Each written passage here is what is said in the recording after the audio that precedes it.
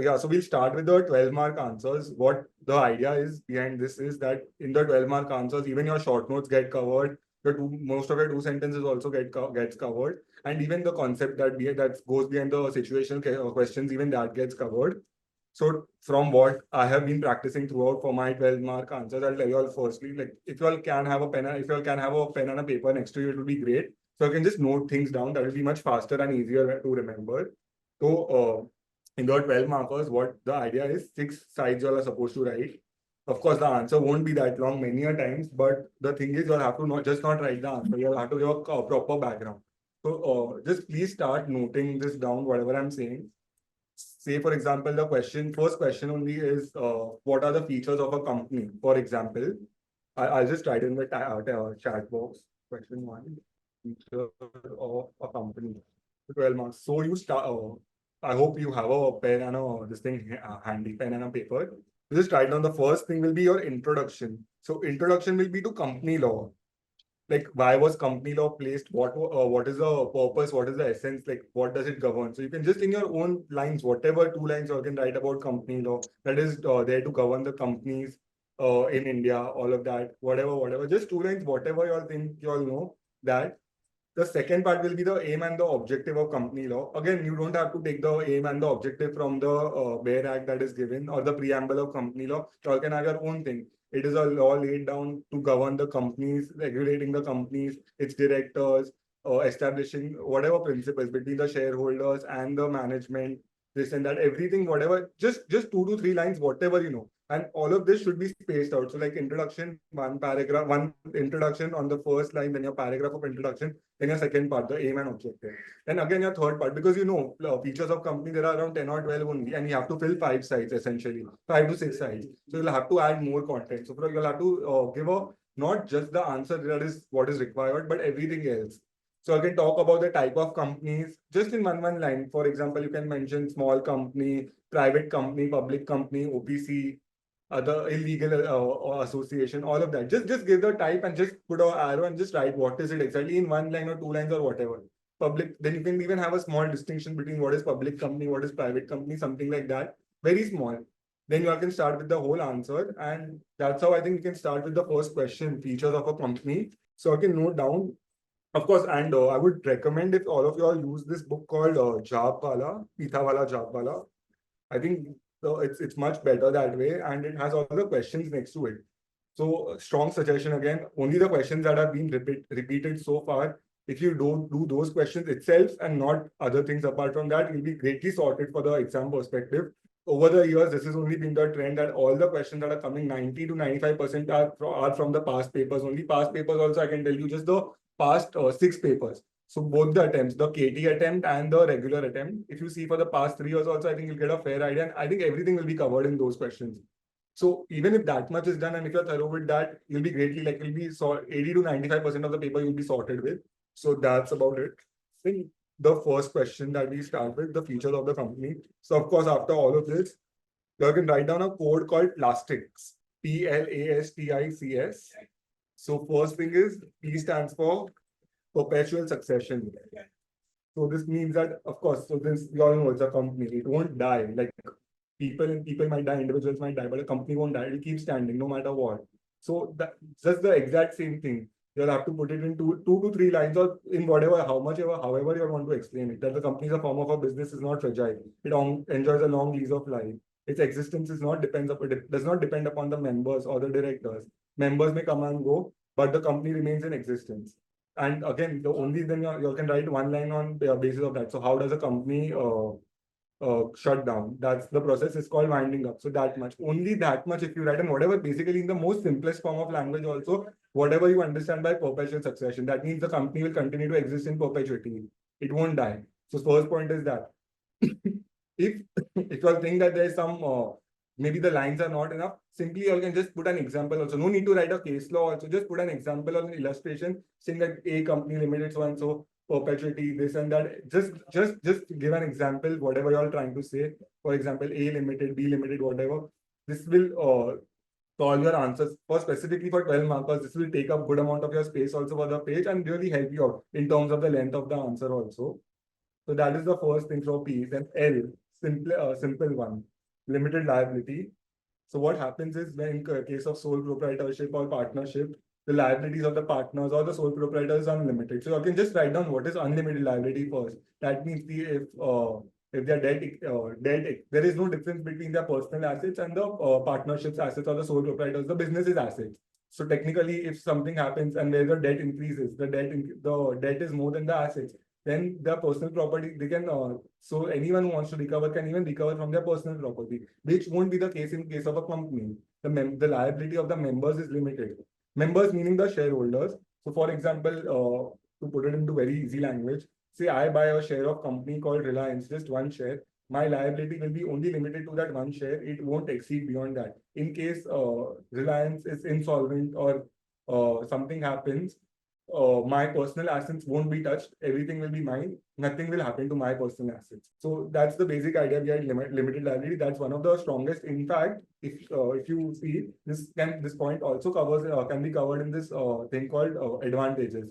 Even the first point, perpetual succession and limited liability. These are not just the features; these are also advantages of company. So you can correlate and use accordingly.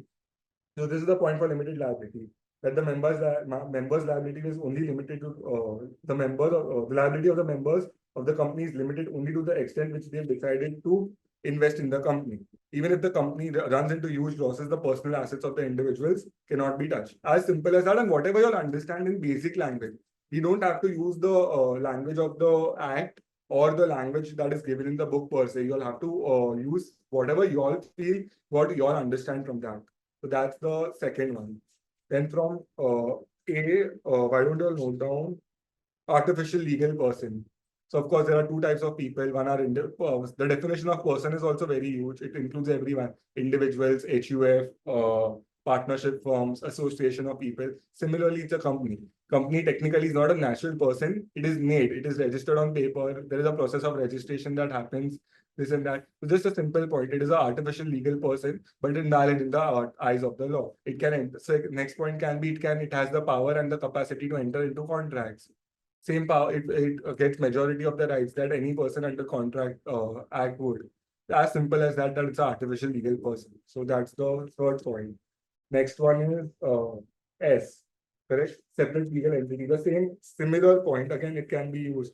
So it needs to be same point, similar to the first one, but okay. You can always write it down. Once the company is registered, it becomes an artificial legal person created by law. That means it's distinct and separate from its members and directors. That's an important thing you all need to know. The members and the director, there is always a difference between the ownership and management. So again, coming to the next point, next feature rather, from T, we can talk about the transferability of shares. The shares of the liability of the members is limited, and there is no mutual agency in the and the investors do not get any direct say in the management. Say, for example, I buy the shares of Reliance. I wouldn't have the right to govern the daily operations, and I wouldn't like have the power to dictate, to tell them that this is how the company should perform. So there's always a difference between the management and the owners. Owners are the members or the shareholders. The management is the board of directors. So again, so it's my decision. It's if I'm a member tomorrow, I choose not to be. I have the right to transfer my shares. So that's an important point. Like you have the as a feature of a company, the shares are freely transferable. The next one, it's not a citizen. Even though company is an artificial legal person, the analogy cannot be stretched to that extent so as to consider the company to be a citizen. What is S for? You can say separation of ownership and management. Separate legal entity, you can say, or separation of ownership and management. You can use it for either. Then T is transferability of shares. I you can call it is not a citizen. And last one is C. Common seal is not anymore applicable, but there's actually you can no need to write common seal, but you can write this thing called compulsory registration. So company needs to be, of course, for a company to exist, it needs to be registered. That's the basic idea behind it. There's a list of you can just say point second. The second point could be that there can be the compliances that they're supposed to follow, all the compliances that are applicable to them. A company will be valid only when it's registered, without which it won't be a company essentially. So that is that one point you can add. And whatever for all these things also you can give examples under them. whatever you all feel like, and specifically just write the how do I put it into how do I tell you? Just write whatever you all know from the head point, whatever you all understand. That this means if a company is not registered or registered incorrectly, then it won't be a company. Certificate, you all can talk about the certificate of incorporation that is required for a company to be registered. So all those things you all can put into your answers, which is one of the easiest answers, but this answer is the most highly like one of the most important questions like that will pop up in your exam in some form or the other. Say, for example, in a form of a short note, also something like unlimited liability is a good question that I've seen it can come in the papers. The also a question can be between the separation of ownership and management. That is the difference between that the shareholders of the company are different versus the directors of the company. They are two different things. So those things can be focused upon. Perpetual succession, like I said in the start, of course, that can also be a individual question by its own, or a two-marker question also. What is perpetual succession? Something like that. So that is being seen repeated over the years. So again, 10 points, 12 points, around that much. And after that, once you are done writing those questions, if you see there's some good amount of space there, you can fill in any additional points that you want to cover. Say, for example, like I said previously, also types of companies, or if you want to expand something more on companies only, like what just give a random example. What is a company? ABC and Co is not a company, but ABC Limited is a company because the term limited is required. So you can write those kind of things. And finally, you'll have to conclude the answer that whatever the features that we discussed at length are some of the most essential features that are of a company. So just make sure this pattern in your answers is followed, specifically your 12-marker answers.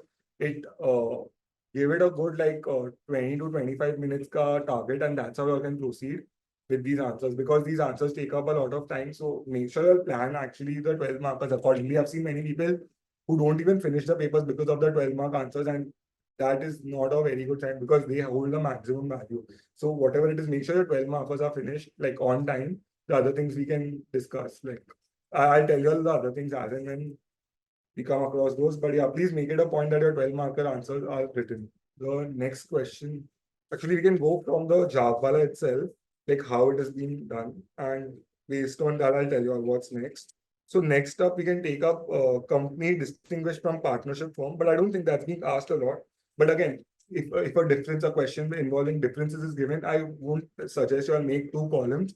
Don't do that. Just take a similar to what we are doing right now. Take a head point and distinguish between the 2 points. Say, for example, the point between so now if we are talking about the difference between company and a partnership firm, just take down the first point as what is the meaning essentially. What is a partnership firm? Partnership as per Partnership Act 1932, correct? If I'm not wrong, 1932. Company registered under Companies Act 2013 or erstwhile Act, that is Companies Act 1956. That's the first point I can talk about. The second point you can talk about, so you'll have to put down a heading called liability. So in a partnership firm, your liability is unlimited. That means the assets of the partners can be taken in case of losses. That is not the case in case of, and you all tell the one of the biggest feature in companies is that the liability of the person is unlimited. Liability of the members is limited to the extent of their shareholding. So that's one thing you can talk about. So similarly, all the points, say for example, the meaning, then you all can put down the liability point. Then you can even talk about the property, the assets of the partnership firm, just a header called assets. So in case of a partnership firm, there technically is no difference between the assets owned by the partnership firm and the partners. All the partners are jointly and severally liable. In case of a company can have assets in its own name. The members do not have a say in the assets. Like the assets are separate, the members cannot say the assets belong to them. So simple points. In the fourth one, so make it a point to have around like 10 to 12 points involving any such kind of a question. 10 around 10 is also good, 9 to 10. If you can't think of anything else, always put one thing as example. Like I said, ABC and Co is a partnership firm with partners A, B, and C. If ABC Private Limited is a company with its directors A and B, something like that, private limited car. So always make it a point to say what is required, like always make it a point to put examples into your answers. That will obviously it will increase the length, but also it will give you a good point so that you can speak about the number of members in partnership, how many members are possible in a company, how many members are possible. So that is that one point you can talk about. You can talk about insolvency also, like how it's governed. Okay, but again, that will be seen later on as it is. But okay, one point can be that insolvency of a partnership firm there will be no effect on the member in case the company is getting liquidated. But in case of a partnership firm, yes, it will have. It's done. You can talk about the documents also, the charter documents. The charter documents in a company are the memorandum of association and articles of association by which the company is governed, and even so there is a scope, that's defined scope basis which the company can function. In case of partnership firm, there's a partnership deed that has been entered between the partners, basis which the partnership is governed. So those points. You can talk apart from that also. You can talk about the types of companies. You can even talk about minor being a minor, the point of minor. So minor essentially cannot be a partner in a partnership form. There's an exception, of course, but the first point, the very main thing is over here in case of a company can minor can be a shareholder, but there should be a nominee. There needs to be there who should or a trustee of his shares. So that point is an important point. What else? A company cannot issue. So then simple points you can take upon based on the chapters of company now only. So if, for example, there's a chapter called prospectus. The idea behind the company is that it can raise capital, not raise capital from the people also and the public also. Partnership, that won't be a case. All they can do is just take loans from the banks or NBFCs or something like that. So you can say a company can raise their finances by issuing a prospectus in the form of IPO, FPO. IPO is initial public offering, FPO is further public offering, future public offering, whatever. So they can do that. In a partnership firm, it cannot do that. It's not allowed to raise capital from the public. Registration, I can talk about this point of registration also, that registration in case of partnership firm is not mandatory, but it's always good to be registered. In case of a company, of course, it has to get itself registered. So that's one thing. Yeah, that's pretty much it. Of course, yeah, there are another important point that talks about a death. The death of a member has no effect on the company. His shares will get transferred. There's a process of transmission. I think we'll see that later. But yeah, death of a member, the company won't stop working. In case of a death of a partner, the partnership will dissolve. So that's the idea behind partnership. So these points I can take up. Again, just keep it 10 10 points, 10 to 12 points is good enough for a 12 marker, and make it a point, wherever examples can be added. For example, in the point of death, you can add an example, make it a point to add examples that will increase the length of your answers. And just in 2 lines, whatever you all feel or whatever you all understand from the heading that can be written, just write that much only. Nothing more is expected and nothing more is required also, to be honest. So it's easy that way. Again, the next point is advantages. So we won't go and see every advantage, but we'll just discuss the headings, what it can be. So I'm reading from Javalas right now. So if anyone has that, they can continue reading from that itself. Uh, the first point is separate legal existence that we've already discussed.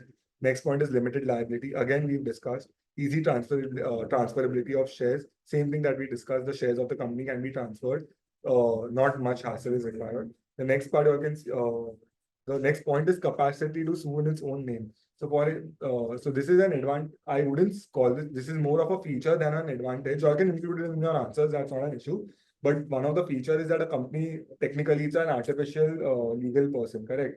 So it has the power to, like I said, it has the power to contract. That means it has the power to sue in its own name. It won't be the directors of the company will be required to go and sue on behalf of the company. Of course, they'll be handling it, but the case can be registered. The case or whatever the proceedings will be in the name of the company only. It's not essentially an advantage, but it's more like a feature. But it's fine. I can cover it. The next point again, perpetual succession. The company will exist in perpetuity, as discussed. Next point is professional management. Same what we discussed. There's a difference between ownership and management. The owners of the companies are the shareholders or the members, whatever we call. Whereas the management lies with the directors or the board of directors of the company. They are responsible for the daily operations of the company. There is always a distinction. That means the members cannot interfere in the work of the directors. The directors are given the powers and the duties to perform whatever the role, their respective roles. So that only they have to look after the company. That they have that kind of a duty. That they are the ones who are responsible to manage the company. The next point is democratic setup. Just give me a minute. I'll have a look at it. What is it exactly talking about? The again the same thing it's talking about. large body of shareholders. That means there are more number of shareholders compared to the board of directors. So the board of directors oversee the functions of the company. Next point is capacity to raise finances. Yes, that is one of the biggest advantage. So a company, speaking on behalf of like a public company, but you all can use a general term.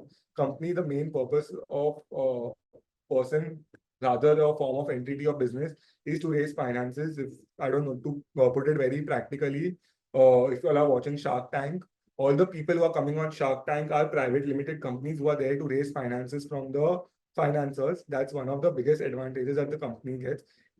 Because in case, so I'll give a little practical insight. The thing is, whenever they raise finances, they obviously do their due diligence of what the company is, how the company is. Secondly, in a company, there are a lot of compliance costs, auditing, all that is compulsory, mandatory for a company. So in that case, they know when they're giving money, and say, for example, financiers who keep giving money to lots of people, they don't want to keep on overseeing that whether the company is doing it correctly or whether their money is safe. So that's why, so the safest form where they can invest their money is in a private company. So that's how the company can raise its finances. So that's the whole idea behind it. If you give it to a partnership firm or something like that, there's a good chance you might not have, everything won't be accounted for, all transactions won't be accounted for. There are a lot of limitations when it comes to these forms of entities. So that's why ideally a private limited company or a public company is the best way they can raise finances. So that is one of the biggest advantages. You can add some of your own points also, such as property. Again, property will be in the name of the company. Then even this point, the one that we discussed. One second. Capacity to enter into contracts. Oh yeah, sorry, we've discussed that one. So yeah, that can also be an advantage. Then next point, next question is the disadvantages. All these three questions, even in the previous question, say for example, if they're asking us features, for example, so always just in the terms of headers, you can always have a headers called advantages and just list down. Not even go deep, dig deep into the advantages point, but just list down a few advantages that these are also the advantages. You can even talk about the disadvantages. Now, practically speaking, disadvantages from the perspective of company, what could it be? So just think practically rather than even opening the book, what would you think it would be? The first one, specifically the first one, filings and compliances. So every company, usually they have a CS where they have to every mandatorily find forms like NGD7, NGD7. Basically, the balance sheets, they need to be filed with the ROC every year, be it any form of company, whatever exemptions they have. And compulsory that board meetings need to happen. So there's a provision where the board has to meet up minimum 4 times in a year to have its meeting. So again, the compliances, that can be one point where there are a lot of compliance and so you can say filing, lot of filings with the ROC, MCA, all of that. So that is one of the disadvantage. I don't think everyone, for a person operating in a small capacity, it won't be the most ideal way to run a company because already because of if the person is if the person wants to do cost cutting. So technically that's one of the disadvantages of a company. Secondly, you can talk about the costs or the expenses. Of course, the cost of running the company with respect to the compliance perspective itself, that is pretty high. It's not like the case in other forms of business entity such as partnership or sole proprietorship. Like you don't need to get yourself registered mandatorily or things like that. Then again, next thing is statutory provisions. Like I mentioned, things like audit. So audit is mandatory for all companies by a statutory auditor. Then again, if you're then there are these. I'm sure if you guys have by studied by now, there's this concept of internal auditors, company secretaries, all of that. So all those statutory provisions they have to comply with. Say for example, their turnover reaches a prescribed threshold, or the share capital increases or is above the prescribed threshold, they have to appoint internal auditors. Say, for example, the company is a listed company, then it will have to have one women director on the board of directors. So those things are there. Essentially, in case of private companies, of course, that's not a disadvantage. In private companies, that's not the case. Only two directors are required. But holistically speaking, this can be a disadvantage. Again, even in case of directors of a private company, there's always a requirement that two directors have to be there no matter what. Unlike the case in OPC, but again, two directors have to be there. In case of sole proprietorship, it's not required. Like two people can, if two people manage, or two people, in case of partnership rather, there can be three partners, there can be five partners, there can be two partners also. There is no specific limit on that. So those kind of things. Again, lack of secrecy, that is one of the biggest disadvantage, I would say. All the filings that all the companies rather are governed by, like there are a lot of restrictions set by the government. So basically, they have to upload the their financials, their balance sheets, everything on MCA website.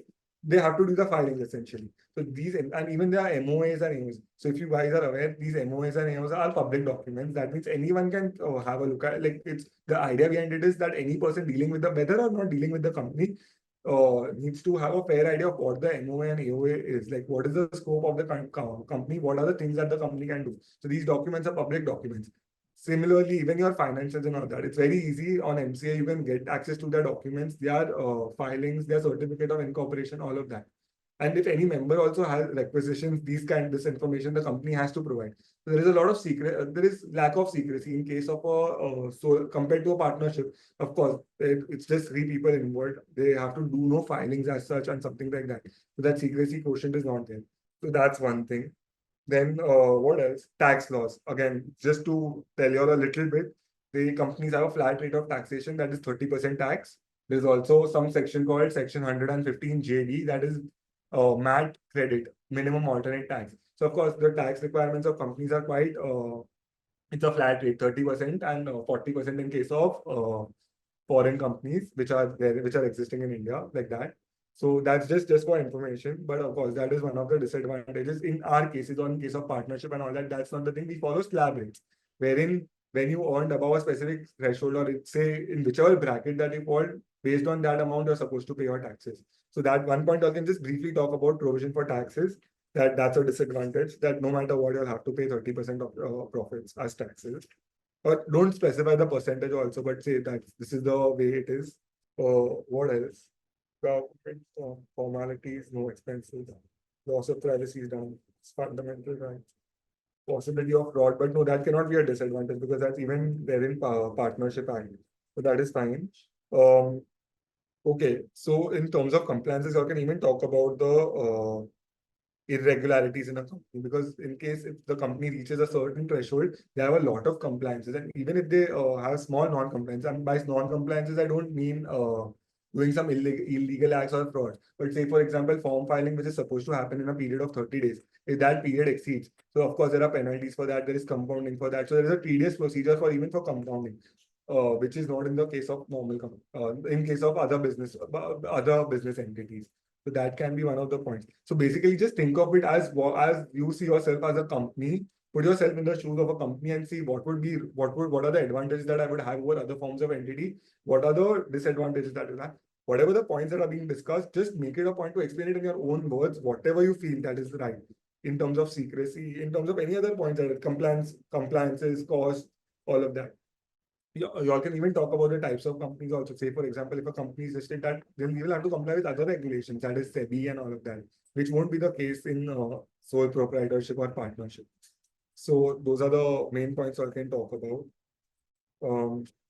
That I think three questions we are done now: advantages, disadvantages, and features of a company. And of course, even the disadvantages that also can be a part of your features. So make sure you include that. Even when you are done writing with your 12 points, but you think there is much more and you can remember much more, just put headers and amongst other things you can write, or inter area, whatever. And you can just mention the headers of this thing, the advantages and disadvantages thing. And these can also be the features of the company, like that. If you all are running short on time, also something like that, or you all think that there is not enough time to finish the rest of the answer, you write 4 points and remaining 6 are pending. Just make it a point to put the names, the headings of those at least, so you can get the marks for those. So that's one thing. The next question, please allow me a minute, which is some about the difference between a public company and a private company. Yes, even this question, like I think we've not discussed this one, but yeah, this question also pops up multiple times in the paper. Just allow me 1 minute. I'll open the relevant page. And so what are the, just think of it, think of two companies, ABC Private Limited and ABC Limited. These are the two companies. Just why don't you all think of the first few things? What is the basic difference between a public company and a private company? So the very first thing that comes to the mind is the name itself. The name. Or in case of a private company, they'll have to use the word private limited or PVT Ltd. You'll have to insert this kind of a thing. In case of a public company, they'll have to use the word limited. So that's the basic difference. That's how you come to know, looking at the name of the company, that's how you come to know whether a company is a private company or a public company. You can always, in private companies, you can always give an example of OPC, saying that whatever so-called OPC, they'll have to have the terms OPC behind them. And in case of Section 8 companies, even if you don't use the words private limited or limited, that is fine. So always you can have that exemption, those brownie points, whatever you call that, which will help you fetch more marks, or at least the person who's reading the paper might know that you know your stuff well. So this is the thing that is going to help. So I can always make notes of this, but again, it's not very important. Other differences. Just allow me 1 minute. We'll check what are the other points. Multiple points, but okay. The next point can be the number of members I can talk about. In a private company, minimum 2 members are required. That is the idea of a private company. In case of a public company, 7 members are required. This is the criteria that is being given by the Companies Act itself. That is one point. Uh, in a private company, also there is a limit on the maximum number of members, which is 200. There can be maximum members as 200 members only, not beyond that. In case of a public company, that's not the case. There is no restriction rather on the number of members. So that's one thing. So you can have these as 2 points. The first you can talk about the number of members. The next point can be the maximum permissible limits. In case of public company, there's no limit. Now, again, how do you differentiate between a next important point? Differentiate between a public company and a private company. The idea behind private company is that still there is more amount of secrecy as compared to the public company. In public company, all the since you are taking money from the public, that means most of the the public has a right to know the information. Has the right public needs to know what is happening in the company essentially. So of course, there's lack of secrecy. In case of private company, that's not the case. So that means a private company it restricts its right by its articles to transfer their shares. So all the shares that cannot. So for example, I'm a member of a private company. There will be certain restrictions on me to transfer my shares. For example, if I want to transfer my shares to, say, for example, another person, say to my parents or to a company that I have already, I can transfer my shares to a company also. Company can also be a holder of shares. So that is not so in a private company that's restricted by the scope of its articles. In case of public company, that's really not the case. Anyone can buy the shares, but so that right is always available. So say for example, I have the shares of Reliance Limited. It's my job. I mean, I can transfer it to anyone I want. There won't be any restriction specifically on me that I cannot transfer. Of course, there are certain. If you go deep into law, there are certain restrictions. Like say, for example, you cannot transfer to some alien enemy or this or that or something like that. But all that is fine. We can't go with that deep. But yeah, so the basic idea is that I can transferability of shares. In private company, you can transfer. In public company, you cannot. Sorry, in private company, you cannot. And in public company, you can transfer your shares. The next basic, in fact, one of the most important differences is the raising of finances. So the whole idea behind someone making a public company is because eventually they foresee that there's going to be an IPO where they raise money from the public. So that's the idea. Of course, you can have an unlisted public company also with 7 members, but majorly the idea behind that is to get listed. So that is only so that means the differentiation point of differentiation is that you can invite the public to subscribe to the shares or the debentures or whatever to the securities essentially of the company. In case of a private company, that's not possible. They cannot accept deposits. They can only accept deposits from its members. Sorry. You can say they can the only it cannot invite people. It cannot invite public to subscribe to the shares. The next point, I was talking about. The next point is the Chapter 5 of Companies Act itself, deposits. It essentially says deposits, matlab the money that a company can accept as a form of deposit from the public. So again, in case of a private company, they cannot do it from the public. But in case of a public company, they can accept deposits from the public and members. In case of private company, only members. So that means if I'm a member in a private company, the company can take money from me, but it cannot go to the public per se and take money. That's one point. Secrecy is one good point. You can include that. Comparatively more secret. I mean, it's like private companies, much more things are more confidential. In case of public company, that's not the case. Next point is again a chapter called Directors in Companies Act. So a director in a private company, minimum there needs to be 2 directors in a private company. In case of a public company, there needs to be 3 directors. Now we won't go into the listing part, like for listed company, what is the provision, but this is the basic point of differentiation. 2 directors in case of a private company and 3 directors in case of a public company. And one of the with respect to directors itself, one of the biggest advantages in case it's a private company, the director need not retire by rotation. So it's like every director has a specific term. There are different types of directors also, independent directors, non-executive, executive. These people have terms. So in case of public company, say for example, if my term gets over, I have to retire. Of course, I can be reappointed again as a director, but technically I have to retire by rotation. That's the thing. That's the idea behind it. Which is not in the case of a private company. Again, private company is like your own company only, something similar to your own form of organization where you are majorly handling the affairs of the company. So that can be one point in case of private company that the directors need not retire by rotation. In public company, they have to retire by rotation as per the term. So again, with respect to the term, whatever it is, 4 years, 5 years, you don't have to write. Simply just put as per the prescribed term. So that is the idea behind it. If you don't know the number of days, if you don't know the number of the penalty or the months of imprisonment, months or years of imprisonment, simply just put prescribed days, prescribed months, prescribed term, just like that, as per prescribed as per the Companies Act. That's all. I think that is one of the biggest, I think, advantages. Where even what I faced while writing my papers is that if you don't know, don't quote anything wrong. Just write whatever is prescribed under the applicable Companies Act. That's also it's one of those easy ways which can help you all if you all forget in the middle of the paper what the answer is. Then power to give loans. In case of a private company, it can give loans to its directors. In case of public companies, it cannot. It can, but again, there's a procedure. But you can firstly just write it cannot give loans to its directors, or there are multiple restrictions on giving loans to the directors. I think if you guys are aware of the famous case of Chanda Kochar. So after that, but okay. So yes, then you can have very regular and basic points like more amount of controls in terms of public company and less controls in terms of private company. Then you can talk about the exemptions that are given to the public company. Say for example, notice. I mean, I don't know how many of you all know this, but for calling of board, say shareholders meeting, there's a prescribed. Actually, as per the Companies Act, there's a 21 clear day notice period that is supposed to be given. Recently, there was an amendment that was brought so that this provision is not applicable to private companies. So as such, there are multiple exemptions that are available to private companies which are not applicable to public companies. So you can take this point up. But that's all. I think we've covered around 10 or 12 points. That is more than enough. Yes. So again, this is an important question. So I'll just write this down. Question 2 is types of companies. Sorry, no. Question 2 is difference between public and private company. Oh, yes. So after this, we move on to the next question. That is, just allow me 1 minute.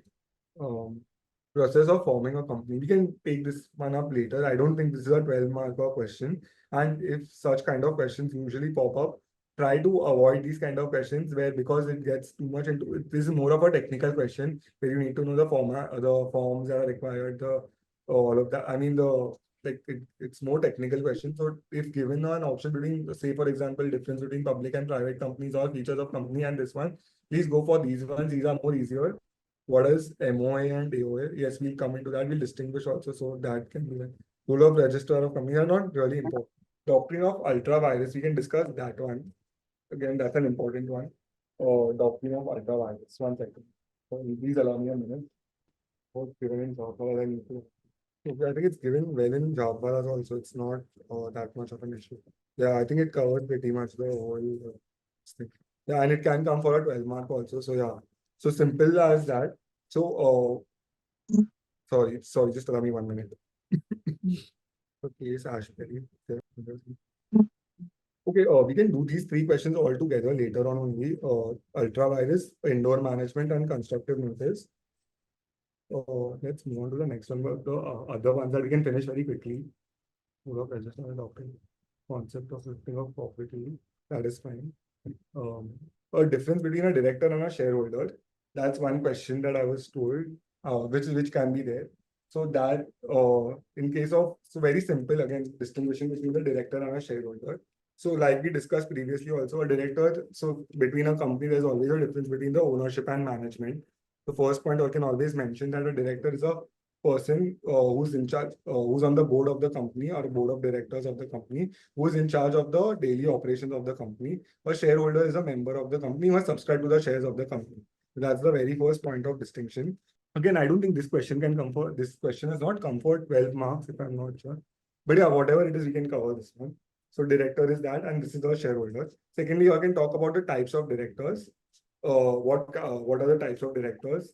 Very briefly, I can just note down. I mean, I can just talk about a women director, executive director, non-executive director, uh, nominee director. So the nominee, just to tell you, I'll give you all a brief idea. Nominee director is a person appointed by, say for example, when two companies are amalgamating, and say I am the company, I'm having an 80% share in the other company, and but again I won't be overseeing the affairs of the company. So I'll appoint a representative or a nominee on my behalf, a nominee director, who will in charge report to me also of the affairs of the company. So that is a nominee director, which is a very basic thing. In case of shareholders, not types of shareholders, but I can say preference shareholders, equity shareholders. So these are the two types of shareholders that are essentially there.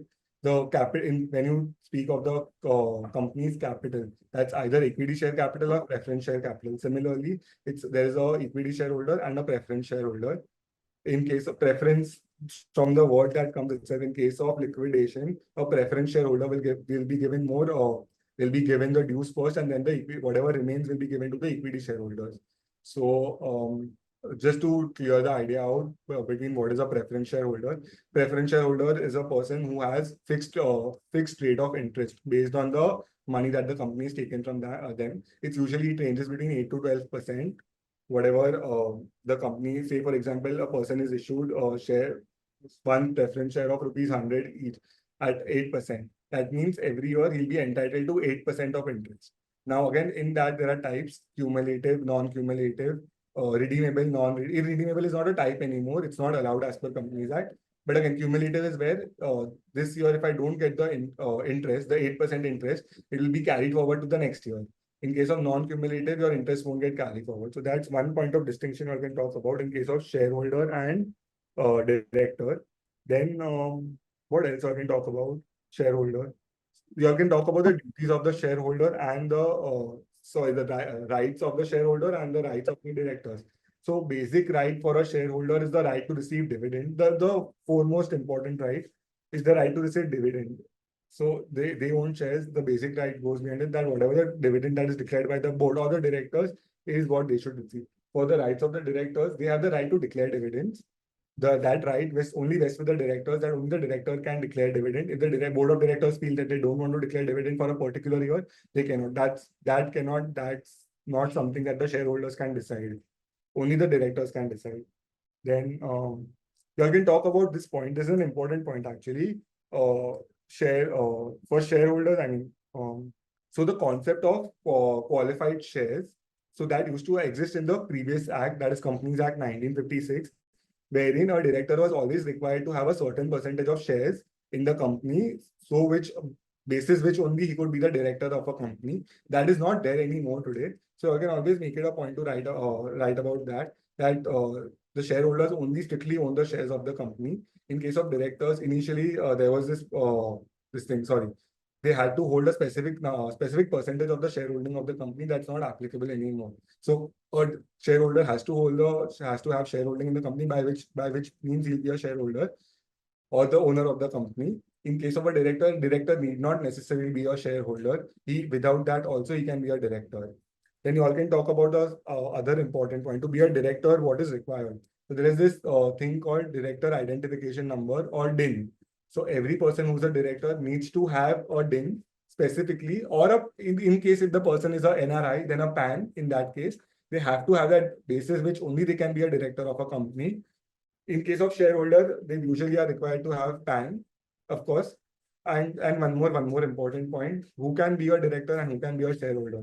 So in case of a director, only an individual can be a director. So for example, a company cannot be a director, or like basically a natural person can only be a director. In case of a shareholder, a company can also be a shareholder, or LLP can also be a shareholder, or an individual can also be a shareholder. So that is one important point of distinction between a shareholder and a director. So that's something you can incorporate in your answers. Of course, whatever, if you all feel like right now, maybe I'm feeling, if you're a little short on points, always give examples. Whatever you'll explain, just make it in the form of an illustration and say, example XYZ is that X can be a director of a company, but X Limited cannot be a director of a company. In case of companies, you can write X is a member of the company, as well as X Limited can also be a member of the company or a shareholder of the company. That's something you can always expand your answers by giving illustrations for every point where you think you're running out of points to answer. So that, apart from that, I don't know if it's covered in the Javalas, the difference, but this is the basic line. I think these are the most basic points that you all will come across. So that's something you all can incorporate. Okay, you all can talk about the duties of the directors also. There are specific set of duties that the directors have to follow. In shareholders, there is no such duty per se. They just have rights. So yeah. Then, okay, there is a question that we have on what are the duties, and okay, we'll take that up later on duties and responsibilities of a director. When we do director a little bit, I think we'll take that up. Procedure for appointing and removing of directors. Okay, that's again directors. Difference between a managing okay, what is the role of an auditor of the company? So there are these two chapters essentially. One is specifically dealing with the directors. I don't think it is that important of a chapter. I mean, usually 2 markers are usually asked from that chapter, wherein they ask what are the types of directors, or they ask a question like who's a non-executive director or who's an executive director, something like that. And one part is dealing with auditors. So auditors of a company, statutory auditors. So that again, in that chapter, they usually ask this question of the list of, please note this down, list of services that cannot be rendered by the auditor. It's covered under section 144, 9 services, but yeah. So that they don't usually ask on the procedure and the qualifications and disqualifications of an auditor, procedure for appointment, and that's there. What is the procedure for passing resolution of different types of, yeah, we can take up another question called different types of shares and share capital. This is one of those questions that will pop up in the exam. If not in the form of 12 markers, but in any other form, this question will pop up. So we can take this one. Just allow me 1 minute.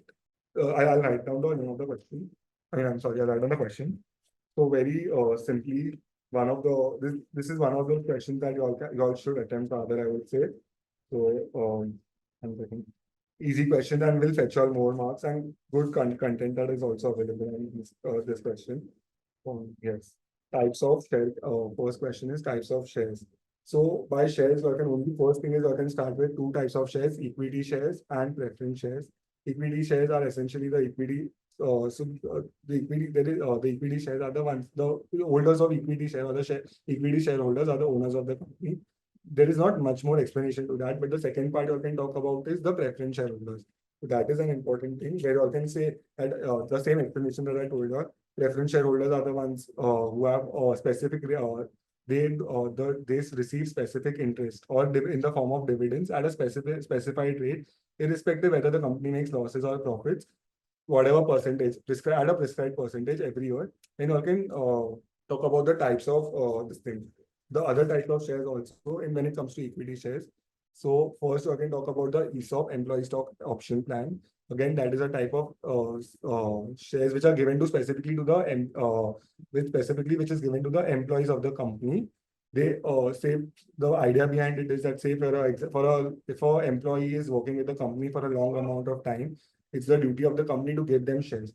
Now, these shares, they usually give it at a little discount than the price. Of course, not less than the face value of the shares, but at a little discount than the prevailing prices. So these options vest, and that's how the employees can take these options. If they want, they can purchase the shares. If they don't want, the shares will remain unvested. So that's the basic idea behind it. Then next point you can talk about is the sweat equity shares. Now, sweat equity shares are usually given to as the name says, sweat equity, basically for someone putting the sweat in the company. So it's usually given to the employees and the KMP for the hard work that they do. So that is one type of share I can talk about. I think it's given in detail in the Javalas, and which is, I think, given quite well. Can't find the page in Javalas, but yes, it's given in the Javalas and it's given quite well. So you can talk about these 2 things. Other types of, in terms of preference shares, I can talk about specifically with all the types of shares. First part is redeemable and irredeemable. Redeemable preference shares, so of course, you'll have to say it is a period. There is always a period of redemption. That means the company has to specify the period of redemption as per the Companies Act. Say, for example, 3 years, 4 years, after which the shares won't, the company will have to give back the idea behind redemption is that the company will have to give back the money that they've taken from the public. How do I say? Say, for example, a company has issued preference shares of, say, 25 crores. So after 3 years, they will have to start, or within whatever span, however the company wants it, they have to redeem the share. That means give back the money along with the interest that accrues every year to the company. Irredeemable preference shares, it used to exist initially in the previous act. Now it's not allowed. That means irredeemable preference shares is essentially like a loan only that people take, that a company takes from the public, in the sense that they just give them, the public gives the company takes money from the public and doesn't redeem the shares, or redeems when it wants. So there is no specific criteria for that. So that is called irredeemable shares. These shares, on winding up of the company, the shareholders are paid back the money. But now, as per the Companies Act 2013, these type of shares cannot be issued. The next type of shares is, like I previously said, cumulative preference shares and non-cumulative preference shares. The interest that you receive, or the interest that is supposed that accrues on the cumulative preference shares, it's not paid in this year. Say, for example, in this year, on a 100 rupee share, on a share of face value of rupees 100, and my at 8% is the interest rate. So if I'm not getting the 8 rupees this year, that will accumulate and that will go on to the next year. The next year I'm supposed to receive 16 rupees from the company.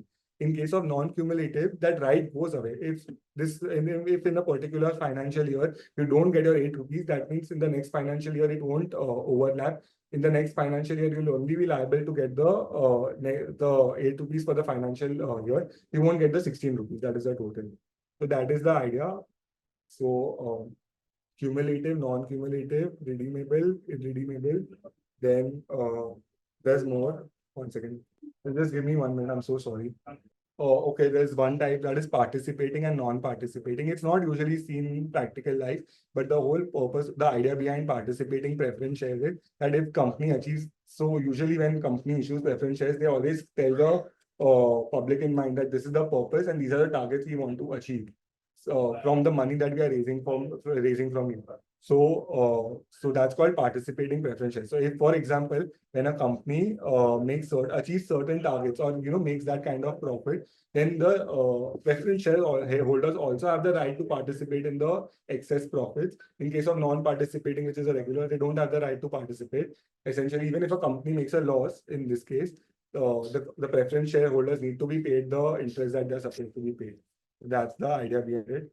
Then, okay, convertible and non-convertible. Again, under convertible, there are two types. One is compulsorily convertible and one is optionally convertible, but which is fine. You can just say convertible and non-convertible. So what happens is people usually who take preference companies, when they usually, even for tax purposes, when they issue preference shares, convertible is when they think that after three, or say, for example, a company is issuing convertible preference shares, an investor will go with that mindset. Right now, the company is in the initial stages. So why don't I invest for the next 3 years? At least I get my interest, whatever that is, 8% or whatever. And after 3 years, if the company does good, at least that preference shares is converted into equity shares. So I become the owner of the company. That's the idea behind it. Or I get more profits from the company. So that's the idea behind it. In case of so sorry. In case of non-convertible preference shares, that's not possible. The whole point is the person who wants to invest a fixed amount of money and wants to get a fixed amount of return on his money is when they go for the non-convertible preference shares. Again, in convertible shares, there are two types. That is optionally convertible and compulsorily convertible. So optionally convertible is just to give you all a little extra information. It's optionally convertible at the option of the preference shareholder. If I feel like today the company is going to do good in the future, I have the option to convert after a certain period. Obviously, I have an option to convert my shares into the equity shares of the company, my preference shares into equity shares of the company. If not, that's the option that is with me. In case of compulsory, that's usually by the company. So they say for 3 years you can play safe. You think you're giving us the money. So for 3 years, for example, you all can be a preference shareholder, but after 3 years, these shares will be converted and you all will be allotted equity shares. Many a times it even happens that the face value of the preference shares is 100 rupees, which usually it is, and the face value of the equity share is 10 rupees. So of course, the conversion ratio is also decided between the companies. to put it more into perspective, say for example, one preference share will give you 10 equity shares of the company. Exactly. So like same basis. So for every one preference share held, you will get 10 equity shares of the company. Which so that's there's always a conversion ratio that's there. It can be more or it can vary also. It can be more or less also. But yeah, that is the idea. So these are the types of shares, specifically preference shares. Next, share capital.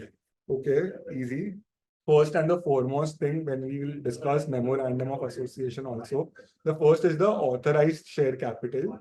That is also a clause in the memorandum of association, the capital clause, which states the maximum capital that so authorized capital or the nominal capital is the maximum capital or the maximum amount of shares that a company can issue.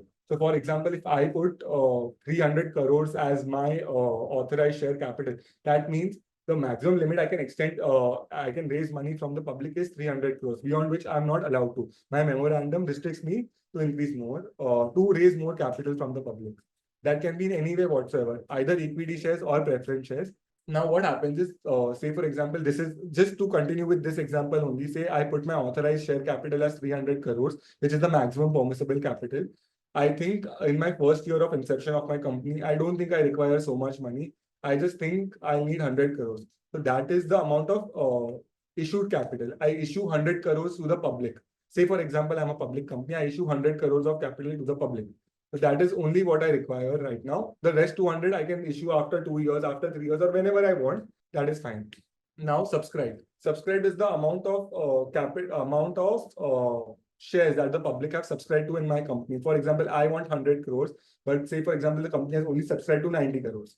Now, of course, there are provisions right now and everything is into place. So say, for example, I'm offering my shares, there will be underwriters. That means they will have to buy the shares of my company. But just to explain what subscribed share capital means the portion that is subscribed by the public. As simple as that. I have my maximum limit is 300. Right now I'm issuing 100. That is my issued. 300 is what is subscribed. Now there is a concept of called up capital and paid up capital. So usually what happens is, say for example, my equity share or the face value of my share is, for example, 100 rupees. Right now, out of that 100 rupees also, I think I only require 20% of it. That is only 20%, 20 rupees.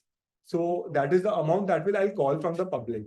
Uh, that is the only amount that I require right now. I think over a period of 2-3 months or 2-3 weeks, I'll keep making more calls. So there is something called a share application. Share application is when you when you are applying for the shares of a company, like, or initially how it used to be, you pay that money along with it. Then after that, if you're allotted the shares of a company, that share allotment, you pay the remaining money. Then the company makes calls. It's usually first call and second call. So say for example, I'm calling right now for 20% total. That means 20 rupees right now I'm calling. That is the amount of my called up capital is what the company calls. So for called up capital, just remember the amount of share amount that is called by the company.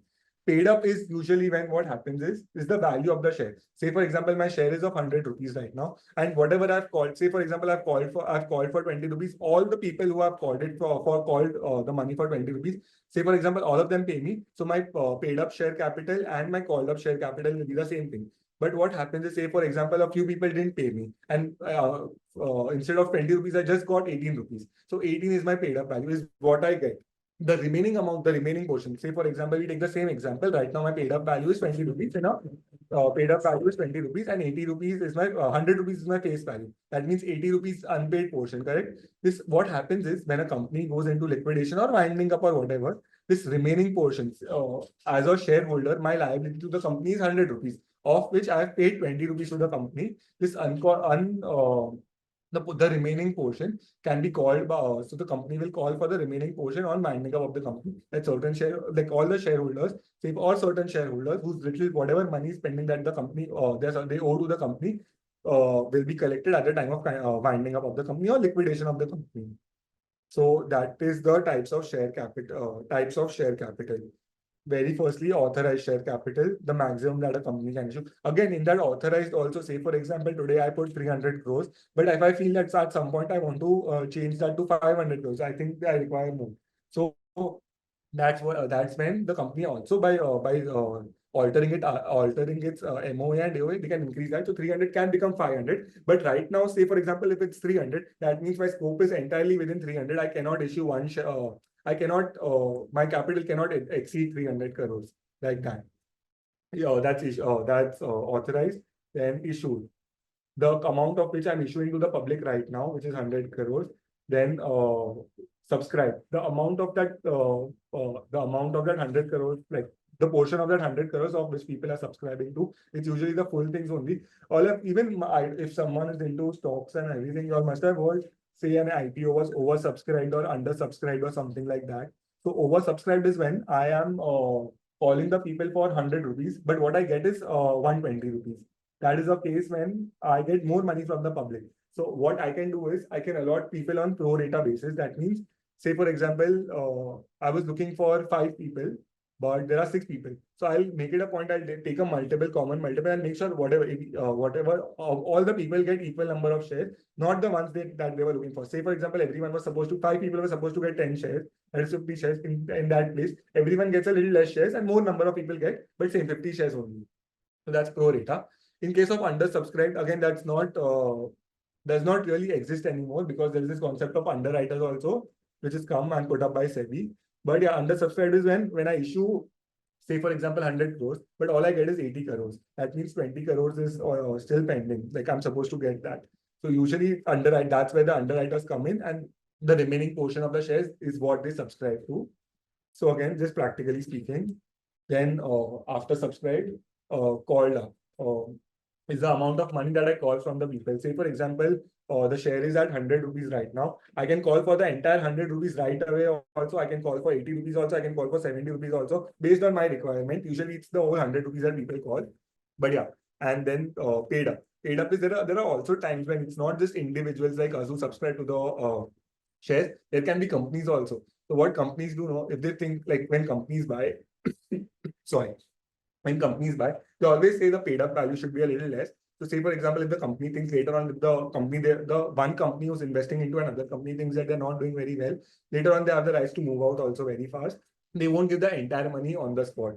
Or say for example, when transactions involving huge numbers are there, they always reduce on the paid up value of the share. Say for example, company A is giving to company B 100 crores, but they want to give it over a span of 2 years, not directly together the 100 crores. Then what they do is they reduce the paid up value. Say for example, I'll give you half of the money right now and half at the end of the year, like that. So that's how the company can make the second call at the end of the year. Then the other company will have to pay. So that is the concept and paid up value. Yeah. So these are the types of shares and share capital. Again, an easy question. It's the answer is given in your job. Whereas is what I told is more practically mentioned. So you have to please use these examples when you're writing the answers. And one of those easy questions where you can easily score marks also. So attempt, if these kind of questions pop up, please attempt these questions first. Next question, what are you looking at? Okay, directors will be doing later on, directors and auditors, so that's fine. Procedure for transferring shares again. Procedure for transferring of shares. There are multiple ways. We'll talk about that one also later. Process of winding up. Again, process of winding up is more under IBC, Insolvency and Bankruptcy Code. It's not exactly a part of company law. So not required, to be honest, in my opinion. Just to give you a fair idea, there is list A contributories, list B contributories. Although under IBC, there is a waterfall arrangement basis which a receiver is appointed. Receiver is a person who's in charge in the interim period when a company is going for liquidation. So they pay. So firstly, what they do is all the assets and all the liabilities. So company will have its debtors, creditors, government, taxes, spending, this and that. So first, all these things are being given preference. All the outsiders are given preference rather compared to the insiders. Again, even that there are certain ranks that are placed. First priority will be given to the employees of the company if there's any unpaid wages and all of that. So first they'll be given that. Then first the wages, that is to the laborers. Then the employees, the salaries to the employers. Then any government taxes or anything that is pending. After that, whatever remains to the debenture holders of the company, if any interest is pending, this, that, or then the creditors of the company. Then whatever after that, after that, whatever remains goes to the preference shareholders, and after that, anything that remains goes to the equity shareholders. So that's how it's done. It's more of a part of this thing. IBC than company law, so it won't really come in the exam. We can do the doctrines right now, and then we can do memorandum and articles right now. Actually, that's more important. We'll do the MO and AOA. Please allow me a minute. Okay, in case of next question, you can also take up this type of companies after that. That is also a question that has been coming multiple times. But first, let's do MOA and AOA. Question 4, MOA and AOA. Um, these are some of the hot favorite questions that will pop up in any form in your exams. So please make it sure you are thorough with these questions specifically. So first thing is the memorandum of association. Um, just for additional information, if someone wants to put this in the answers they are writing, please make it a point. The MOA is in form INC 33. That is INC stands for incorporation, but the form name is INC 33, where what they're supposed to file with the ROC, Registrar of Companies. So just for additional information, if someone wants to make a note of that, to give you a very brief overview of what the memorandum is, it is called as a charter. Like in a partnership, how there's a partnership deed that governs what exactly, rather, how do you find out what exactly the company is, what is there in a memorandum of association. It's got, how do you say, the brief overview of what a company is. It's got 6 clauses in that. And also for extra information, write down a 7th clause, which is there in case of a OPC, that is one-person company. We'll discuss one-person company later, but just make it a point. You write it right now. There are 6 clauses. The first is the name clause. The next is the registered office clause. The next is the objects clause, objects of the company. The next is the liability clause. Then there is capital clause or the capital clause, like I mentioned about just now when we spoke about the authorized share capital, and then there's subscription clause. 7th one, nomination clause. Just write down if you're writing, if anyone is writing, just make it a point to note. In case of OPC, I'll just briefly tell you what a nomination clause is first. In case of a OPC, what the thing is that there's only one person who's a member of a company. It's been recently introduced by the government that even if one person wants to do and wants to operate, he need not operate as a sole proprietor. He can have limited liability and he can operate like in the form of a company only. A lot of exemptions have also been given to these kind of people. But the thing is, what happens if, and it's almost like a private company only, but just with one person instead of 2 people, which is the minimum requirement, there is only one person who's the member. Now, what happens is, in the case of OPC, this one person can die anytime. So, whenever he dies, like who essentially looks after the company? That is very unsure. In case of other shares and all that, right now there's a notification that every shareholder should have a nominee in place. But in OPC, that's not the case now because one person is also in charge of the company. So they have this nomination clause where they nominate one person's name, any person. So as after the person who is the member of the company dies, the nominee will become the member of the company. So that is one clause which is there in only in OPC and in a MOA of OPC. Apart from that, it's just all the 6 clauses remain the same. The name clause, registered office, and all. So very firstly, name clause. Name clause is as simple as that. If it's a public company, so you all can just use, you all can give your examples over here. Public company, whatever, ABC Limited. In case of a private company, private, the terms ABC Private Limited or PVT Ltd. Like that, it needs to be mentioned. Then in case of a one-person company, whatever, ABC OPC, that means one-person company. And you all can even write down in case of Section 8 company, they need not specifically have anything after their names, but they can operate as a Section 8 company is, again, we'll discuss Section 8 company, but just to give you a fair idea of what a Section 8 company is, the point is not to earn profits. It's more like a not-for-profit organization, but in the form of a company. Uh, they want to promote culture, religion, arts, commerce, science, something like that. So they are Section 8 companies. Say, for example, some specific dance firm or something. And also one of the important things in a Section 8 company is they cannot declare dividends. Specifically, people are become members of a company to get the dividends or basically earn profits. So the motive is only not profit. But technically, there is no dividend. Of course, they have profits, they can make profits, but they cannot give out those profits. There is no dividend that can be distributed in a Section 8 company. Just remember for your reference. Next thing I can write what in a name clause, like what needs to be there, what needs to be not be there is simple. There's this act called Emblems Act, if I'm not wrong. You can just write, no need to write the whole name of it, prohibition of certain names and all of that. There's this act based on which simply certain names you cannot take as a company. Something that is, say for example, an Indian company taking the name as Pakistan Limited. That will be against the public policy of India. So there are certain names or anything of that matter, any vulgar terms or anything that a company cannot take up as a name. So those names are prohibited, and that cannot be done.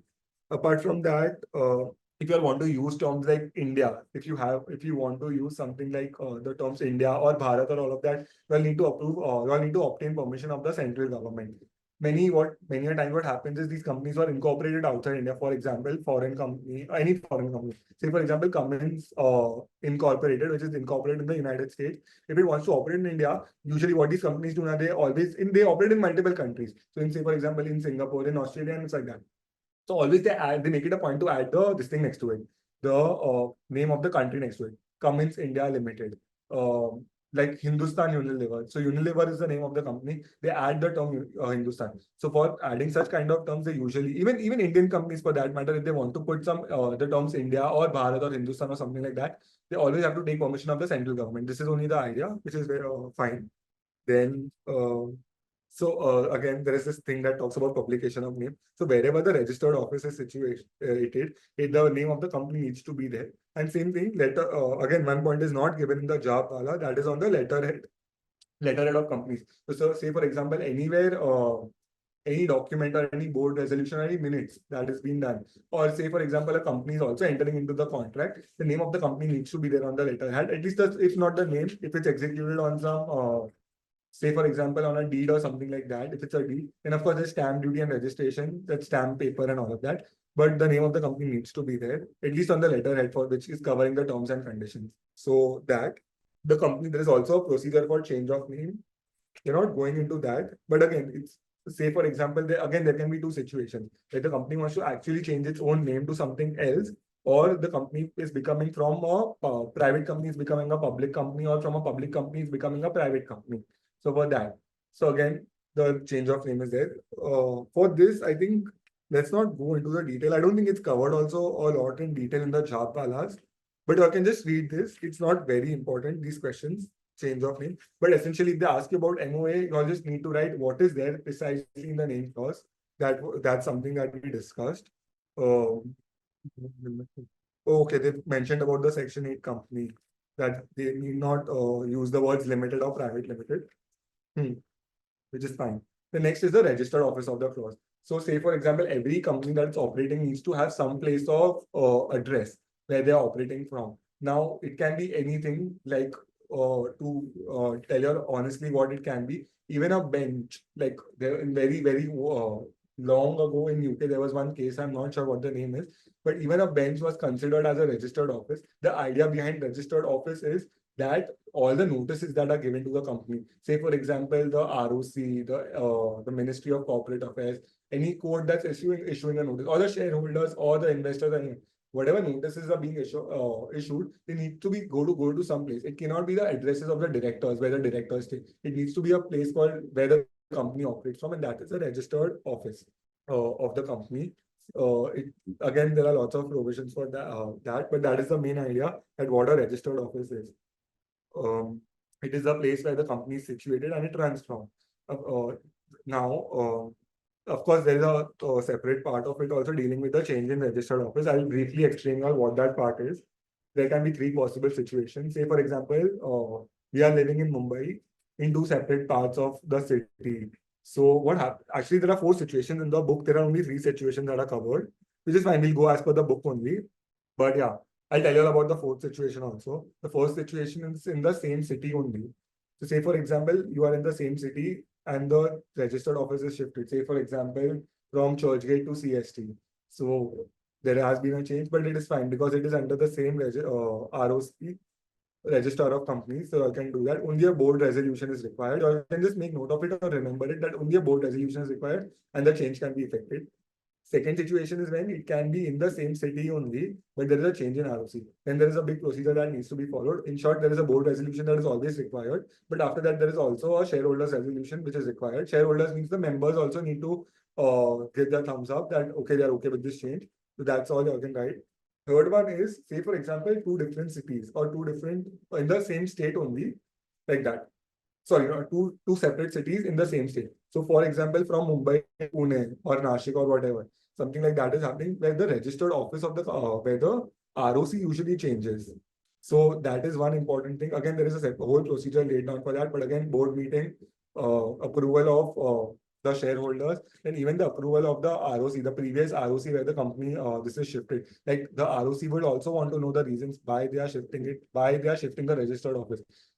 The main reason why is that all the notices that are being served on a on a company is it's given to the registered office. Even all the books, the information, the registers of a company, like the register of members, registers of foreign members, debenture holders, all of that, they all are supposed to be present at the registered office. Everything needs to be there at the registered office. So if some substantial changes happening in a registered office, obviously you need the permission of ROC. So that is being done. ROC or RD, you can write both of them. RD is the regional director whose permission is also required. And apart from that, also there must be other authorities like tax authorities and all that. All you need to intimate them. That is fine. Not given in the book and just for extra knowledge. And next is when the whole ROC from his state, I mean the registered offices stays changed from one state to another. Say for example from Maharashtra to Gujarat, like that is given. So again, same substantial change. All these board resolutions, shareholder resolution, permission of both all the relevant authorities plus the regional director plus the central government, because now again the other states are involved. So permission of central government is also required. So this is just for additional knowledge. You need to just remember. The Jhapala, refer to the Jhapalas, but again, it's not a very important question. And again, the period and the prescribed days they've given in how many days they need to get permission and this and that.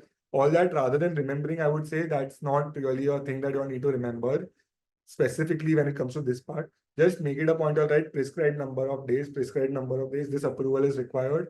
All of that. Don't go into the nitty-gritty of this. It's not really helpful and can, if you all write the wrong thing, there are good chances that anyone can write the wrong thing. So save yourself from that trouble and just write prescribed day in this answer specifically. There are also cases that have been discussed, case laws which have been discussed. I would suggest you read the case laws from the perspective of situationals. But again, not everything is very helpful. I'll talk about the situations part a little later. But yeah, that's fine. We can go on the third clause. That is the object clause right now. The object clause is essentially what a company can do. Straight up, what say for example, I'm a company who's into manufacturing of shoes. So if in my objects I write I can manufacture shoes, that means I can only manufacture and do the allied activities related to manufacturing. Say for example, procuring the raw materials, this and that. That also means I cannot sell the shoes. Something like that needs to be specifically written in the my MOA object clause so that I can sell my shoes too. Or say for example, I can export my shoes too, just not manufacture. So your MOA restricts when, even if I don't know how many of y'all are doing corporate internships, if y'all are ever given a chance to draft a MOA, make sure the provisions are so open that everything and all the ancillary activities that follow are also covered. That's the idea behind the object clause in MOA. Say, for example, a company that is into manufacturing of shoes cannot manufacture automobiles. So the idea is to make sure the company only acts within the scope it's supposed to and not beyond that. Of course, your MOA can be altered, the object clause can be altered, certain additional objects if the company is willing to take up, say, for example, automobile, then that the MOA can be amended and basis which relevant things can be added, relevant objects can be changed, and then you can do that. But again, that is important. So the whole purpose, in fact, I don't know how many of you know, the company that was involved, I think, I'm really not sure about this, but the company that is, I think, Reliance, which was involved in the making of Bandra Sea Link or some part of it, was initially planning to make an underground subway, but they could not do it because one of the shareholders pointed out that it's restricted under the MOA, that they cannot do that. That's how they were only, that's how they had to go through. And I mean, there was a whole thing after that and a whole fiasco. And they had to bring that change in the, the MOA, so that then they could act out. They could do the specified thing that they wanted. So whatever a company is into, whatever the objects of the company are, rather, whatever the company is dealing with, all of that, or everything needs to be a part of the object clause. And to give you all a little bit more information, again, it's divided into primary activities, where all the primary activities are listed, secondary activities, and the allied or the ancillary activities are listed. So that's the main idea behind the object clause. There is a answer also. There's a question that was also asked for alteration of object clause. You can just read that.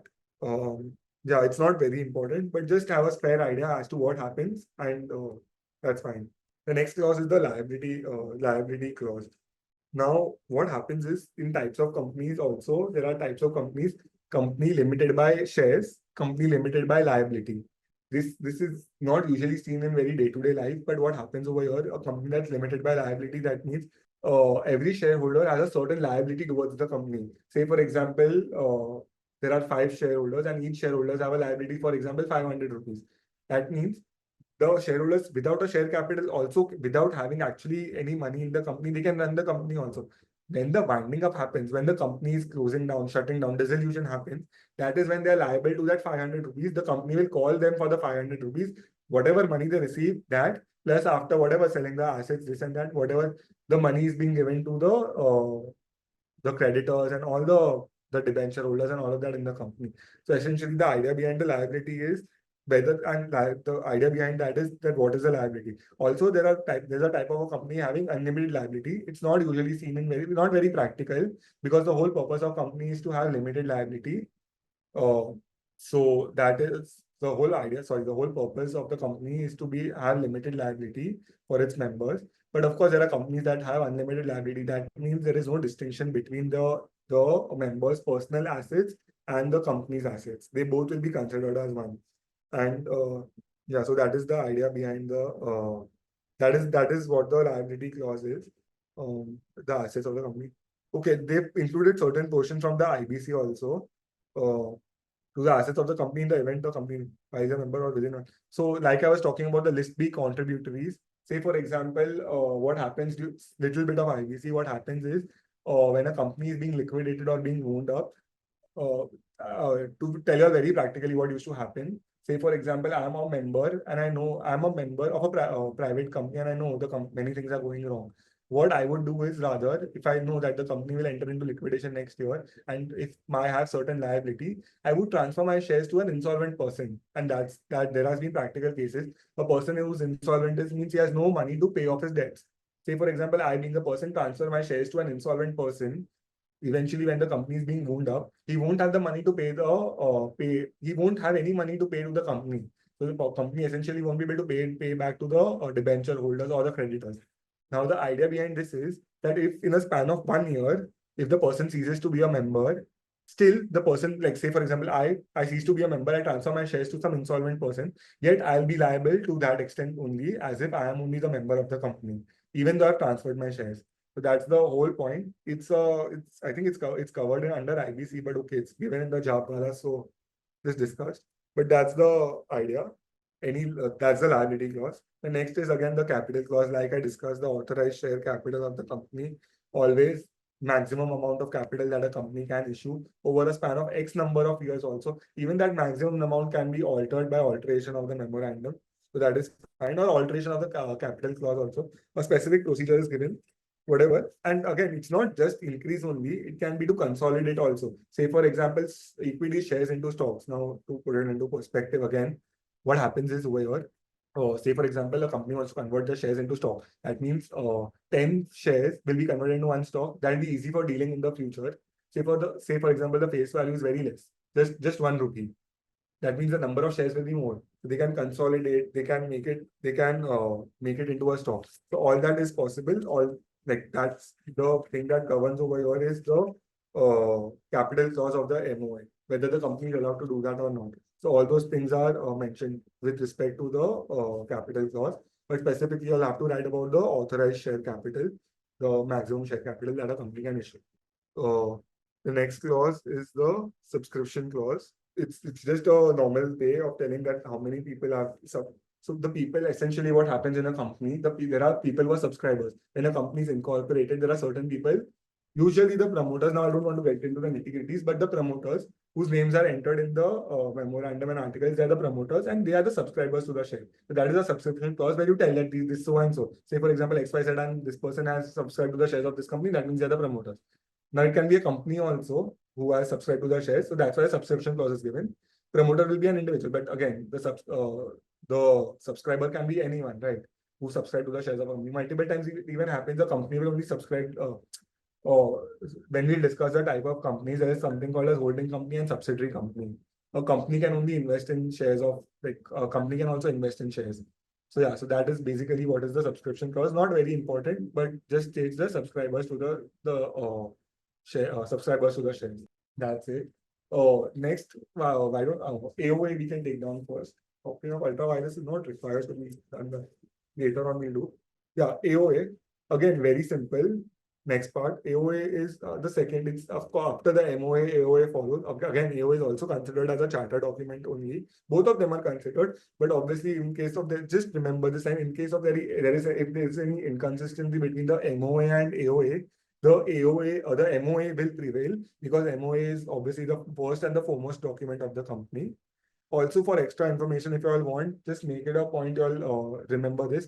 Between a AOA, that's Articles of Association, and a shareholders agreement, always the articles will prevail because the article binds the whole company and its members. A shareholders agreement can only bind specific set of shareholders.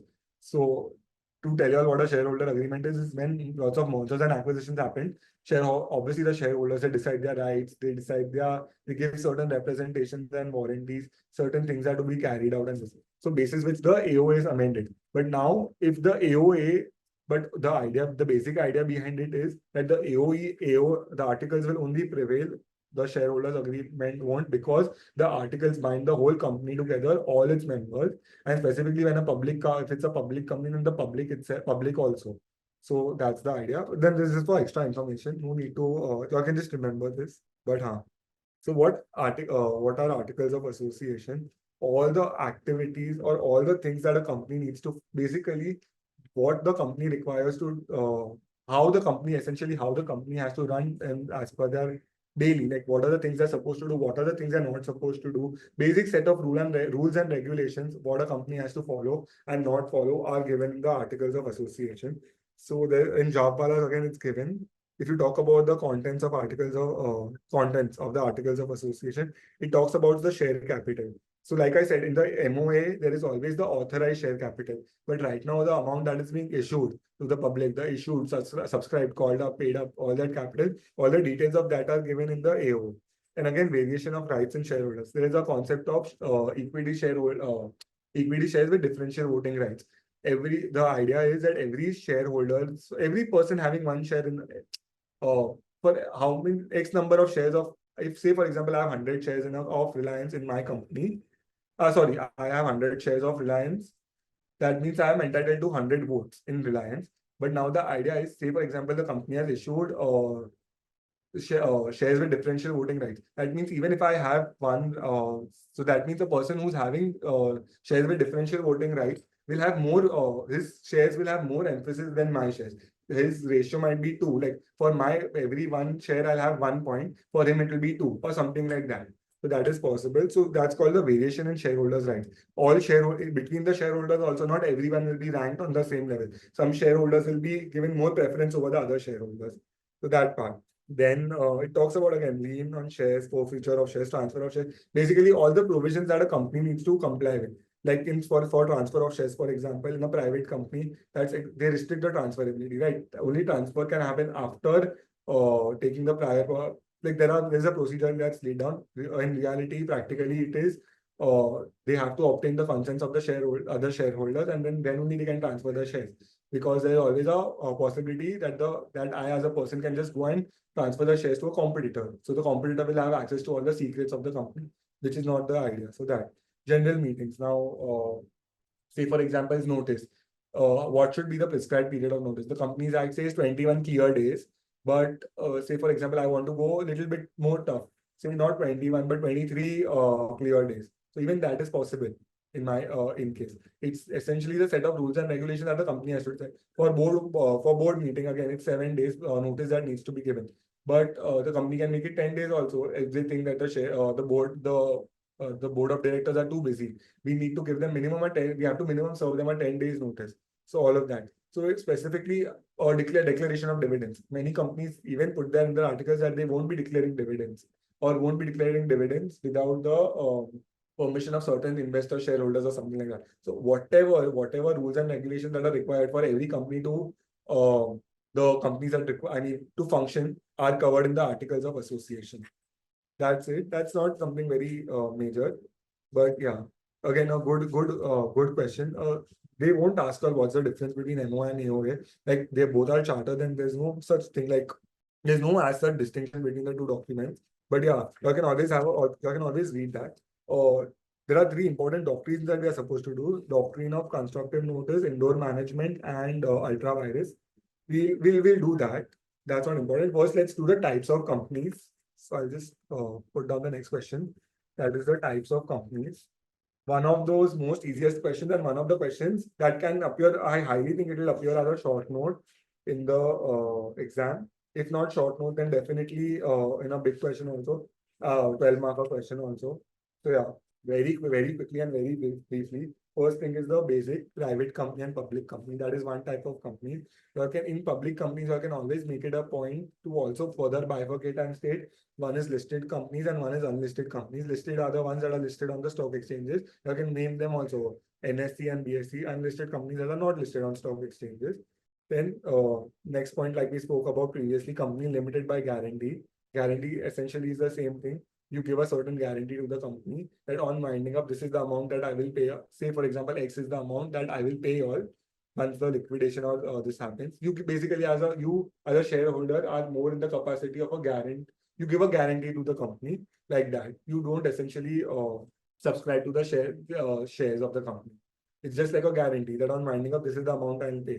Then third point, again, we discuss companies with unlimited liability. Not very practical, but yes, this, if someone wants, they can definitely go ahead with this formation of company also, where there is unlimited liability. That means there's no distinction between the members' shares, I mean the property of the company and the property of the members. It will be treated as the same thing. One person company, very important. I'll just see if there is anything more that I have. Okay, I think the this thing given in the this thing is very tiny. If possible, I'll share my notes. You can refer to that. The idea behind the one-person company is the same thing that I said. Only one member will look after that. Additional clause given in the MOA nomination clause. Certain you can talk about this thing. Certain exemptions that are given for usually for board meetings. For normal companies, it's minimum 4 times in a year. For one-person company, it is only twice in a year. In each half, that is once in each half of a year. And just please make a note of this, that the gap between two board meetings cannot exceed 90 days. And again, they've been waived off from the shareholders meeting or the general meeting. Annual general meeting is not applicable to them. Essentially, because it serves no purpose, only one member, in one member, what meeting can you have? So that's the whole idea behind that. So the provisions of annual general meeting, that is section 96. It's not applicable to one-person company. They can have multiple 2 directors. They can have 1 director also, 2 directors also, that is fine. So that is one thing you all can note. The term, they have to put the term OPC every time after every company. So that is one thing you all can put. And yeah, I think that much is more than enough. Yeah, you can even make up put a point across when it was not required in the under the previous act, but it's required now under this one specifically. There was no concept of OPC in the previous act. It's come so, but now this Companies Act 2013 has recognized one-person companies. So that next is small companies. Just remember the amounts, but I would strongly suggest you cross-check the amounts with the currently existing amounts. I think it's 55. I'm not sure if the amounts given in the Jabwala, or just please make a note of this. The amounts given in the Jabwala are correct. The limits keep changing multiple times for small companies. The turnover, but just remember the paid up share capital or the turnover. These are the two things that you'll have to look at and see whatever are the. So I think I have the amounts. It's actually for paid up share capital, it's 50 lakhs or more and up to 5 crores. And for turnover, it's 20 lakhs and up to 20 crores, if I'm not wrong. Sorry, 2 crores and 20 crores. Those are the amounts. I don't know what's given in your Jabwala, but please cross-check the amounts before going for the exam. That's important. And certain exemption. Again, small companies, the whole idea is that because they are small and they don't have lots of capital, so they need to be given lots of exemptions from the government. So government has given them certain exemptions. One being AS3, that is your cash flow statement, accounting standard 3, your cash flow statement. So they are not required to have that cash flow statement. Cash flow statement is basically, just to give you a very brief idea, 3 parts. It's divided into operation from investment activities, operations from financial activities, and operations, all the cash flow from the normal operating activities. So at the start of the day, how much cash the company has whatever transactions that have been happened over the years, and in the end, how much cash does the company have? Is it negative or positive also? So a cash balance can be negative. That means it's in the form of a bank loan. That's what the idea is. So just that, just to tell you all a little bit, that is what the cash flow statement is. Then again, board meetings, they have certain exemptions. So other exemptions would be uh, the number of days for the board meeting. Uh, just 1 second, I'm sorry. The annual return in case of a small company is not required. The annual return is your balance sheets and your P&L essentially. It's only required to be signed by one director and the company secretary. And other again, there are a lot of provisions, two directors or where there is a company secretary and all that. In case of other companies, there are certain exemptions are given. I think it's best if you'll read this and just remember it, not very broadly. No need to memorize it, but just remember a few 2-3 points. That's fine. There won't be a very big questions asked on these kind of things. One thing I can talk, the next part is the associate company type of company. Just remember 20%. Say for example, if suppose there is a company that's having anywhere between any shareholding about 20%, that will be considered as an sorry, 20% or above, that will be considered as an associate company. Now the idea is that suppose say for example there's a holding company. Holding company is where so holding and subsidiary company both I'll discuss. Holding company, subsidiary company, and associate company. Holding company is the company that owns shares in another company, but in majority, so more than 50%. And please make a point of it. It's for holding company, it's more than 50%. That means 50.5% also it will make you a holding company. You will have control over that company. In case of associate company, that's not the in case of subsidiary company is the company, the other company, the holding company that is invested into me. Say for example, there are two companies, A Limited and B Limited. A Limited acquires the majority of shares in B Limited, so A Limited will become the holding company. B Limited will also exist, but B Limited will become a subsidiary company of A Limited. It has kind of the control and everything will pass on to A Limited. A Limited will be the one controlling this. To give a very simple example, also Tata has acquired shares of Jaguar. uh, so technically, in majority. So technically, not the entire thing, but in majority. That means Tata controls Jaguar. So all the policies, all the IP, everything shall now become Tata will have access to all of that. That's the basic idea. Say for example, Tata would have just bought 20% shares. 20%, the idea behind that, then it will make him an associate company. The idea is that 20% is also a substantial amount. So it's not, of course, you don't acquire control over it, but there is significant influence. Your policies, your decisions, all that. You have 20% shareholding in a company. That means you have that is like substantial amount of control or influence over the company. And also from the perspective of there's a chapter called operations and mismanagement. Usually people who have this kind of stake, they're in minority again, but they can directly go to the court. We'll talk about that in that chapter. It's not really very important from exam perspective, but yeah, 20% means significant influence. So just remember this term, significant influence with associate company and 20%. Next is foreign company. Very simple. A company that is not registered in India is a foreign company but operates in India. Multiple companies were not. Say for example, Apple Incorporated. It's not registered in India. It's registered outside India, but it operates in India. Certain provisions it has to say. I mentioned about the tax initially. 40% is a tax bracket for them. So all of that. So that's just the basic. That's the basic idea. No need to read these things in a lot into detail. It is fine. And just you can remember, if these companies, foreign companies, usually they operate in India to wholly own subsidiaries also. So in such a case, one director should be an Indian. Just for reference, one director needs to be an Indian, and the other needs to have a valid DIN, director identification number, and the other director can be a NRI or anyone for that matter, and needs to have a PAN. That is the important criteria. In government companies, yes, please read the definition of this company correctly. It's under section 2, subsection 45. It states 51% or more. So essentially, even if the government is in majority with 50.5%, it won't be considered as a government company. 51% or more paid up share capital. That can be in any way they want. It's either through entirely to central government or entirely to state government or a mix of central and state government collectively or directly or indirectly also. But however, if that exceeds 51% or 51% or more, that means it's a government company. Very basic to just remember these two things.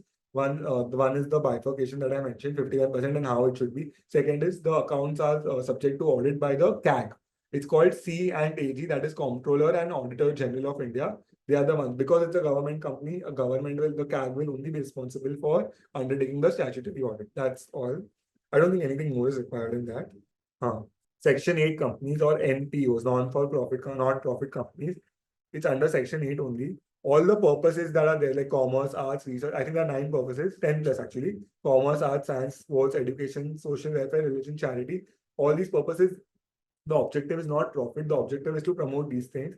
That's why it's called Section 8 companies or not-for-profit companies.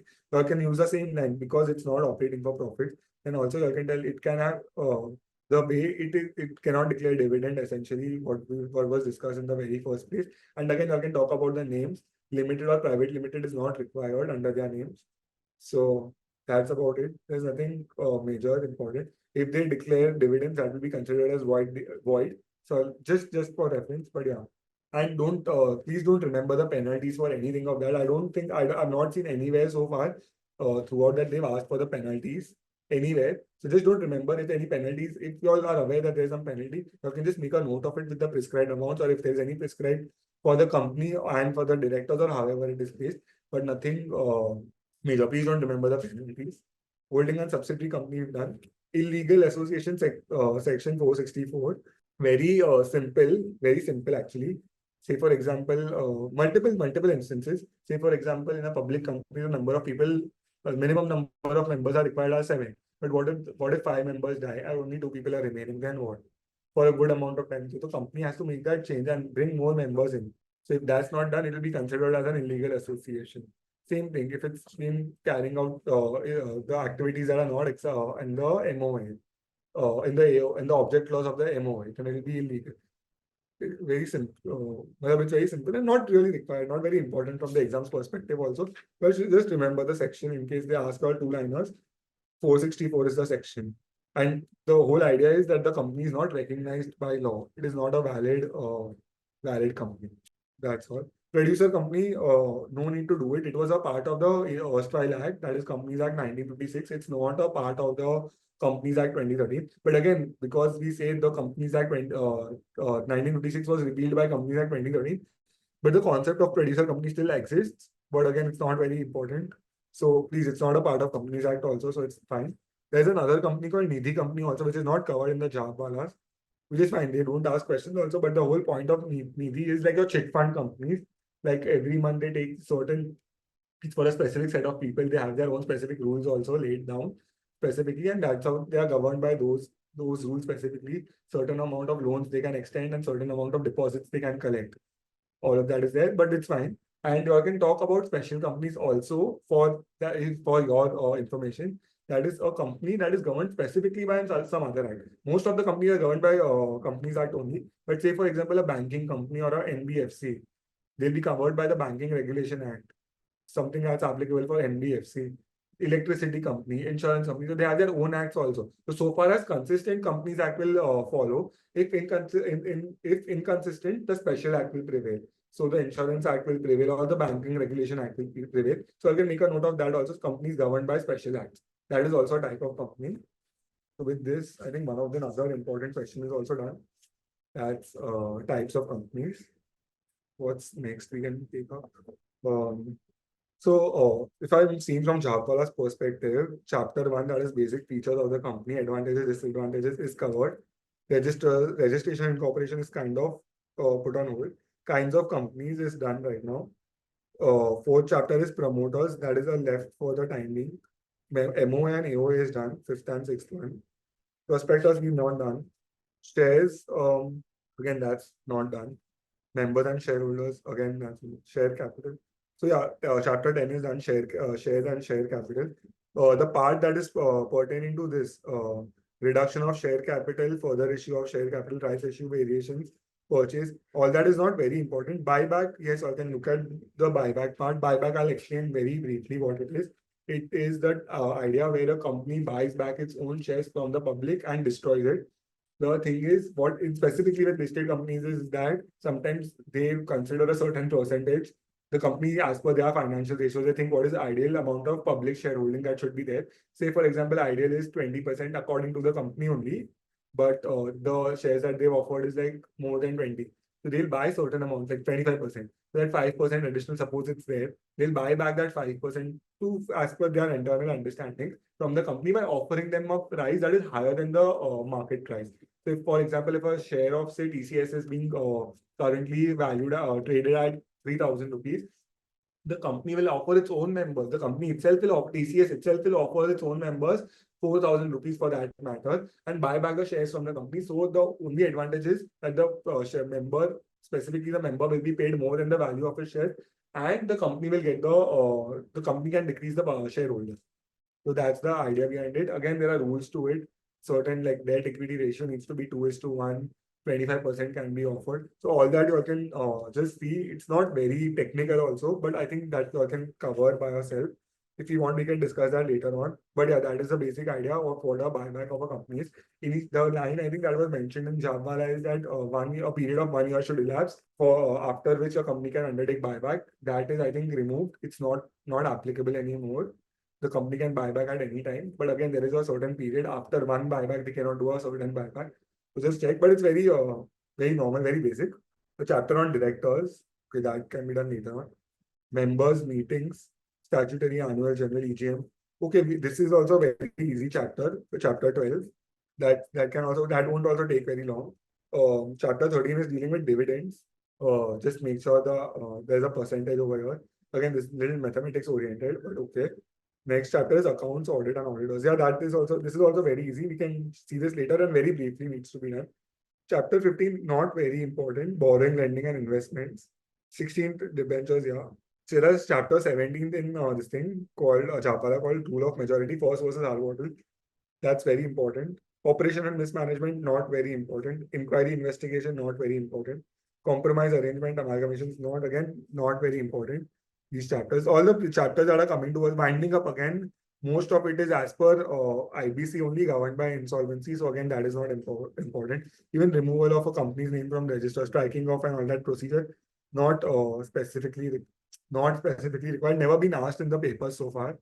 NCLAT and NCLT, please do those. Special codes, I'm not sure, but yeah, NCLAT and NCLT are good short notes. They are usually asked in short notes. That can be done. Revival and no, not required. Officer in default government. Yeah. So see, if you see, needy companies are covered over here in chapter 25. That's miscellaneous. Again, all these things can be. Acceptance of deposits also not very important. We discussed for private companies only members can do. Public companies, public and members, not very important from that perspective. But yeah, so the chapters that are towards the end are not important. What we can majorly focus on right now is the chapter dealing with we can talk about the chapter dealing with members and meetings. That is chapter 12. Very simple and can be done very quickly. So I'll just write that down. Meetings. It usually comes in the exam section 96 specifically. Meetings of shareholders or members. So the first meeting, that is the statute. So there are two types of meeting, very simply put. One is the AGM, that is annual general meeting, and one is the this thing, EGM. The whole idea behind it is annual general meeting is once where all the members of the company meet and they have to decide. Annually they meet. To put also one of the most easiest sections to remember, also section 96. Just remember the first annual general meeting will happen 9 months from the closing of the financial statements. That is 9. And after that, every subsequent general meeting will happen 6 months after the closing of the financial statement. So 9 and 6, that is how you remember section 96. This means that whenever the company after incorporation 1 year it completes, or say for example, whenever the closing happens, that is on 31st March, the first general meeting will happen within a span of 9 months. That is from March to December. That is the span of, so before 31st December, for every subsequent year, it will happen. It will close the company. The accounts will close on 31st. Financial year will end on 31st March, and the meeting shall happen on or before 30th September. So that's the idea behind the section of this thing, AGM. Any meeting of members that happens in between these two meetings is called as extraordinary general meeting. That is the thing. And sorry, I've missed one point with respect to the annual general meeting. The idea is that between two annual general meetings, the gap should not exceed more than 15 months. So for that also to remember 15 months, I can just do 9 plus 6. You will remember the whole section there. 9 months for the first board meeting, 6 months for the subsequent, 9 months for the first general meetings, annual general meeting, 6 months for the subsequent annual general meeting, and the gap should not be 6 plus 9, that is 15 months. So that's one way to remember. Basic and not very important can come for 2 marks in the paper, but you all can know. Just remember this part and that the business has to be that needs to be transacted at annual general meeting. 4 things always needs to be done. One is the consideration of accounts balance audited. Please use the term audited. The audited accounts, balance sheets, and director reports and auditors report. Uh, Whatever the financial position of the companies you come to know at the annual general meeting, the finalized position. The next is declaration of dividend. Again, it's as per the board. The board recommends and the company declares, but that is being done at that is the business that is transacted at the AGM. First is consideration of accounts, all the audited financial statements. The next is declaration of dividend. The next is appointment of directors in case those who are retiring. In private company, technically that won't be applicable. But in case of public companies, if any director is retiring, then you need to appoint directors in their place. And the fourth one is appointment of auditors or ratification of appointment of auditors. You ratify the appointment means the term of auditor is for essentially, say for example, if the term is of our auditor is for 5 years. So every year that auditor's appointment will get ratified. They'll okay the appointment. They even have the option to change it. But yes, that's what it means. Appointment of auditor. So 4 things. Consider this will be a definite. I think a short question for 2 marks specifically. One is consideration of the audited financial statements, director reports, or director report and audit report. The next is declaration of dividend. The next is appointment of auditor directors for the directors who are retiring. And the next is appointment or ratification of appointment of auditors. Very important. Apart from that, also they can discuss any other issues that they feel that is required. But these 4 things need to be transacted at the AGM. EGM, again, between any 2 meetings, what meeting is happened is known as a EGM. Of course, it cannot come for a very big answer. It's not that big. It can maximize come for a 2 markers from what I see. But yes, what else? Okay, then there are these certain sections of notice, forum, chairman, voting, proxy, resolution. These sections specifically remember from the perspective of situationals. They'll ask you what do you think is the ideal amount of notice period? If you remember, I discussed previously section 101. It's under our section every 100. It's under 101. First thing is for any meeting that is happening, members should be given notice. Even if there's something happening in your college or anywhere, you all are served with some kind of WhatsApp circular or message or something. You're a proper notice that needs to be given to all the members. All the members. If they're untraceable, then all that is fine. But it's supposed to be given to all the members. There is a prescribed criteria also, that is 21 clear days. I'll explain the meaning of clear days also. Clear days means the date of giving the notice and the date of the meeting shall not be inflated. The gap between the two of them should be 21 days. So that is very important. If it's suppose, say for example, there's a situation that can come. Say for example, only a 21-day notice is given and not a 21 clear day notice. So the meeting will be invalid. The meeting that will happen will be invalid. Clear days means clear days. Say for example, and for also for OPC, sorry, for Section 8 company, the notice is, it's just for additional information. The notice is 14 days instead of 21 clear days, 14 clear days. Not required from exam perspective, but you all can remember that. So that is what is dealing with notice. Notice should have everything, all these things, the 4 things that we discussed, the business that is going to be transacted, all the 4 things, what is going to happen, plus any other matters also that are going to be discussed. The 4 things that we spoke about is called general business. Apart from that, anything else that needs to be discussed in the meeting, the annual general meeting, is known as special business. As simple as that. And an explanatory section, remember this, after 101, remember the section called 102, an explanatory statement that needs to be annexed of what is going to happen. Basically, the statement, it gives all the details, all the financials and all the other details that are required. Any information of the nature, interest, and nature, concern, or interest of every director. Then of every key managerial person, that is a CEO, CFO, and relatives and their relatives, and any other information that is required or deemed necessary, that is given under an explanatory statement along with the notice. So people get a better idea of the finances of the company. Now, next part is forum. Again, very simple. Just remember 3 types of companies. First is OPC. In OPC, there is just 1 member. Technically, there is no annual general meeting for 1 member. Like one person just cannot be there in a meeting. So that's not required. Second is private company, and third is public company. Private company, the whole point is there are just minimum 2 members. That means 2 members are only required. Or if the articles say a higher number, say for example, there are, say in a private company, there are seven members, or the articles say that 5 members are required. In that case, you have to go by the articles. If articles are more stricter. But if nothing is given in the articles, then only 2 members are required. If 2 members are validly present during the meeting and throughout the meeting, it's not just that you're there for the first 5 minutes and then you leave. So the important term is they should be present throughout the meeting and except for the matters they are voting on. So that is required. So that is your forum for private companies. Now for public companies, there is a criteria that's given. Please memorize the criteria. I would suggest it's like a situation can come from this. 5 members, in case the number of members in a public company are up to 1,000. Agar 1,000 people are there, then 5 members have to be there. If the range is from 1,001 to 5,000, then 15 members need to be personally present. And in case it's more than 5,000, 30 members. So the criteria you have to remember is one side 5, 15, and 30 members. The other side is up to 1,000. 1,001 to 1 to 5,000. Next is 1,001 to 5,000, and anything above 5,000. That is 5,001 and above. In that case. Now there is also this part. I don't know if it's covered or not. But who will constitute a valid quorum? I remember writing that answer.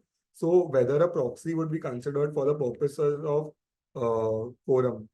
That is one thing. So in case of a government, so just to give you all a little better understanding of this, because I think this might pop up. Just 1 second. So the situation is of what do you mean by proxy is, say for example, I'm the member of the company. I cannot go and attend the meeting. I send someone on my behalf. There is a proxy form that needs to be executed, and they go and they attend the meeting on my behalf. They have the right to vote, but for the purposes of quorum, the thing is the idea is only the members constitute the quorum. So technically, a proxy is not a member per se. So he cannot be considered for the purposes of quorum. His vote can be valid, but he cannot constitute quorum.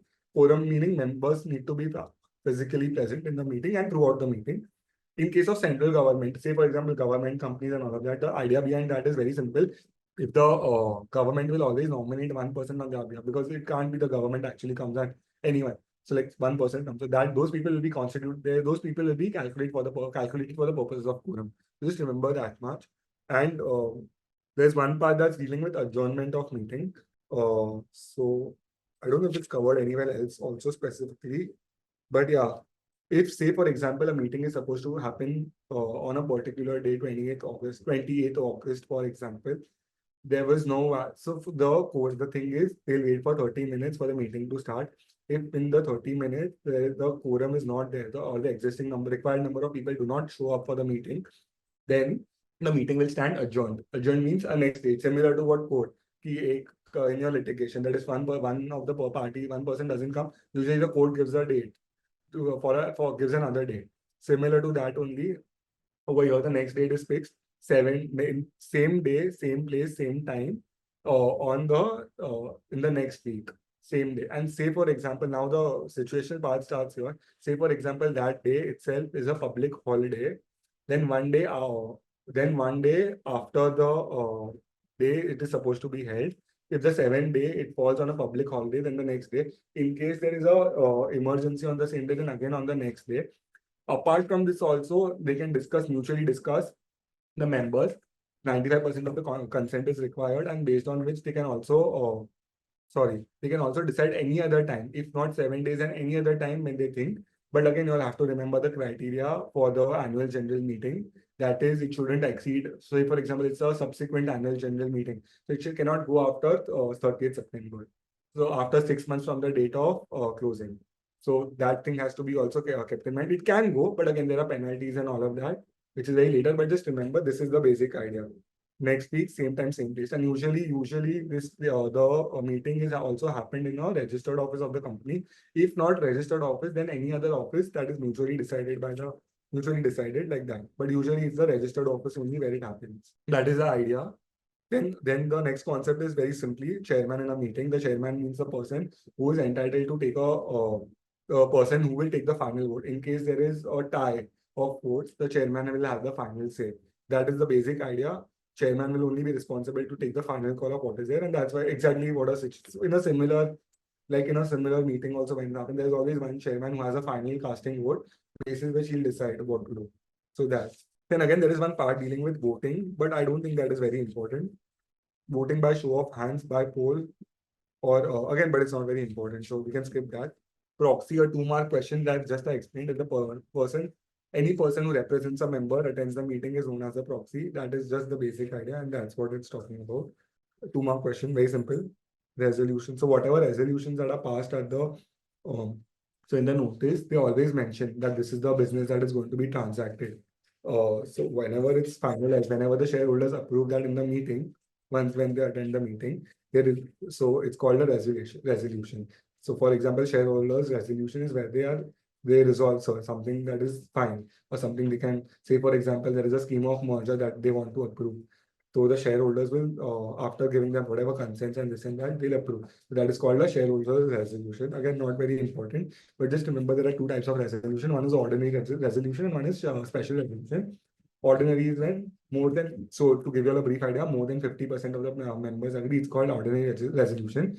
In case of special resolution is 75% or more. But see the wordings of the company law, how they've used it, where majority of the for ordinary, they've used the terms majority of the members vote in favor of the resolution. And in case of this thing, special resolution, please see the wording where the votes cast in favor are, I think, thrice or 3 times more than the votes cast against.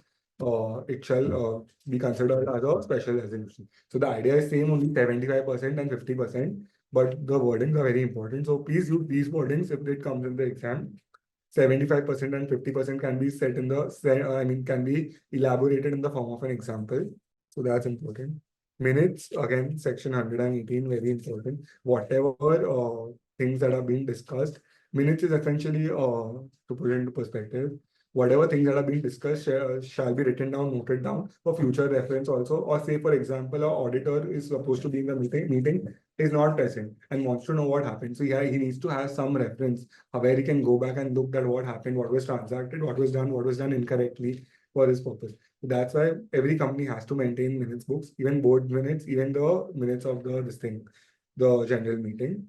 The same thing, again, not very important, but yeah, just remember, minutes is a book where everything is, whatever the proceedings are of the meeting are maintained. It can be used as an evidence in court, and it essentially shows what transpired in the meeting.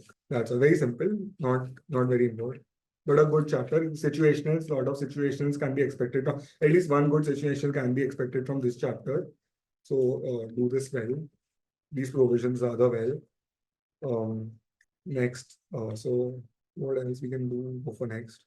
Members, we can talk, we can do these 2 chapters, that is shares and members and shareholders.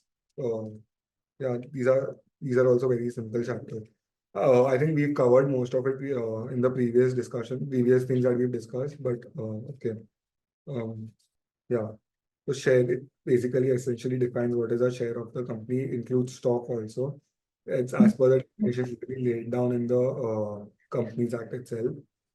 And also, one important thing, shares are movable property. There can be a situation where they can ask what kind of property, like what is it? So please just make it a point to remember it's a movable property.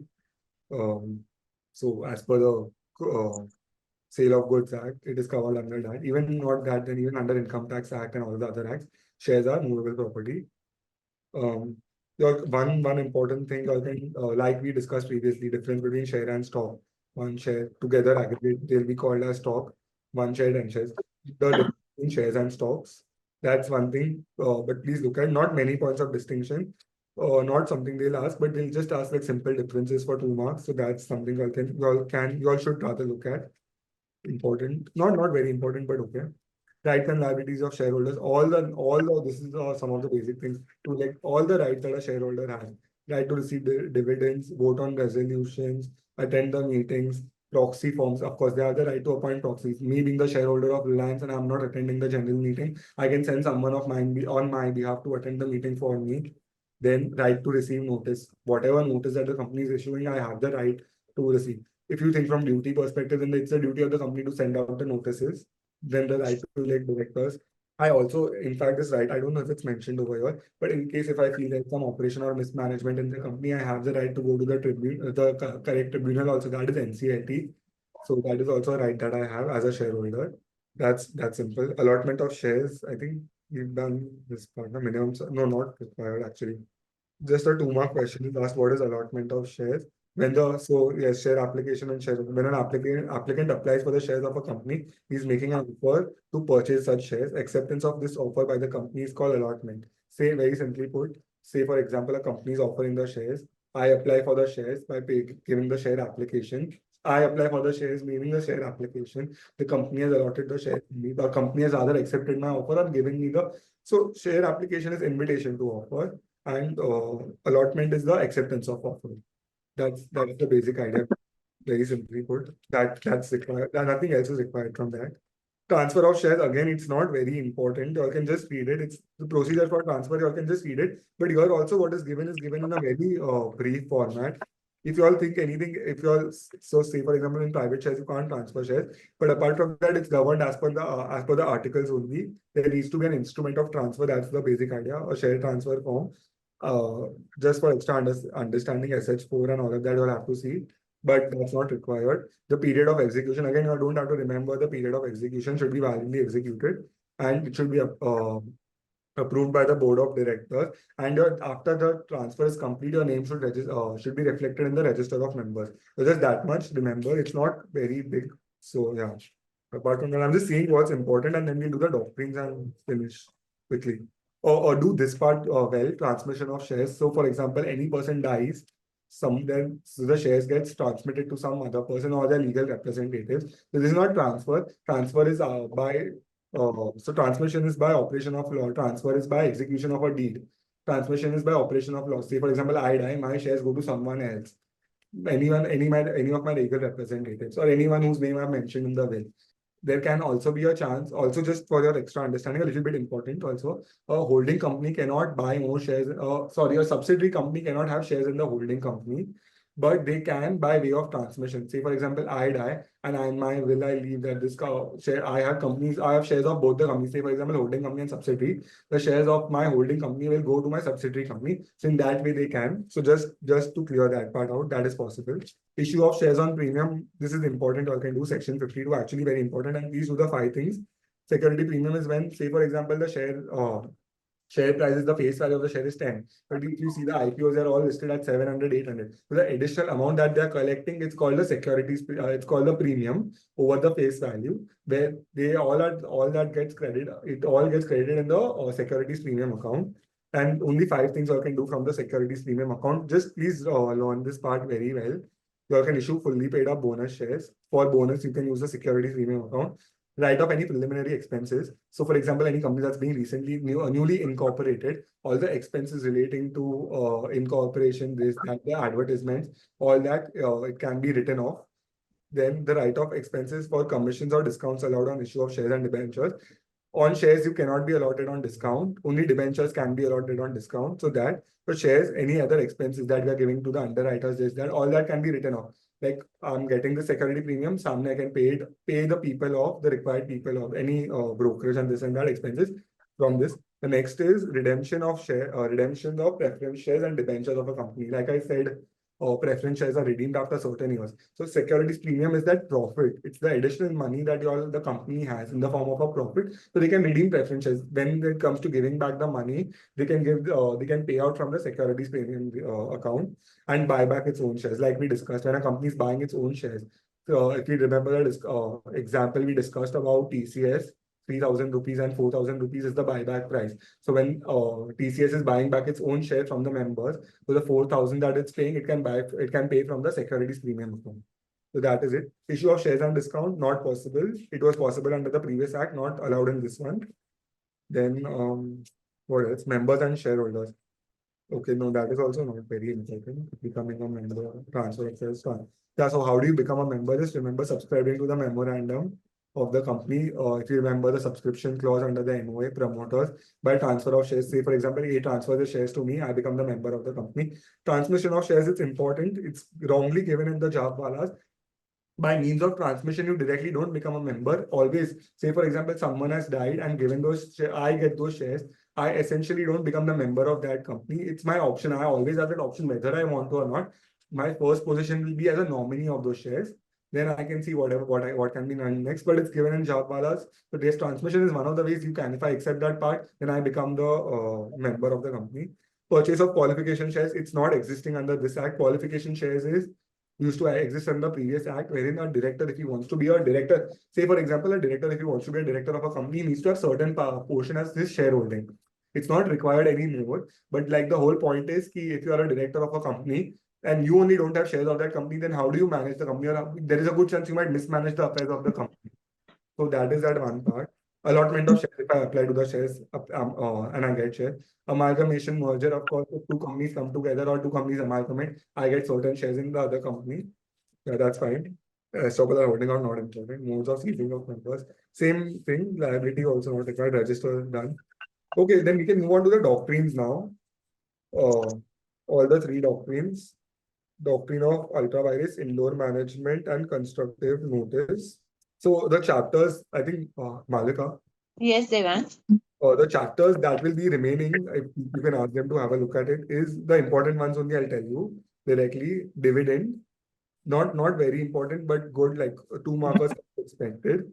Okay. Features, rule of majority, force versus higher bottle, operational mismanagement not required, and directors. Like at least the types of directors they know, and the duties and the rights of directors. So directors would be short note, right? Types of directors. So yeah, they ask questions. They can ask 112 marker also powers and duties of directors, and where you Okay. have the types and everything also. It's easy. It's not very tough. Appointment of directors not very important, but yeah, this can be asked for short notes also, and even in 2 marks also. Directors is that one part. We can look.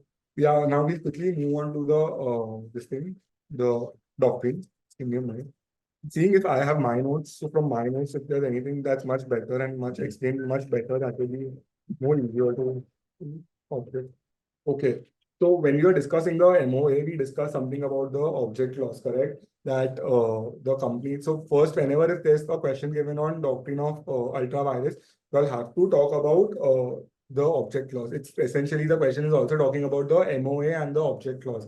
So please make notes of, please write everything that you'll remember from the object clause perspective, that the company has to operate within the scope of its object. It cannot act beyond the objects. Now, the whole point of this doctrine was because the company acted, what happens when a company acts beyond its objects, which it cannot. So that's the whole point. So I'll just if the company does an act which is not covered under the object clause, then such act shall be called ultra virus act. Ultra virus means beyond the powers. So the company doesn't have the powers; it's working beyond the powers of the. It's acting outside the scope. Now, here the case is, the thing is, a company is given a, now first just remember there's a distinction between the company and its directors. Directors are the ones who are managing the company, but the company is a separate legal entity. The whole point is now who should be held liable? Say, for example, if I go and do something wrong tomorrow or outside the scope of my MOA, who should be held liable? Is it the company's fault or is it the director's fault? Technically, companies, so within like companies under the whole idea of the doctrine is that the company cannot be held liable for the acts that are ultra virus.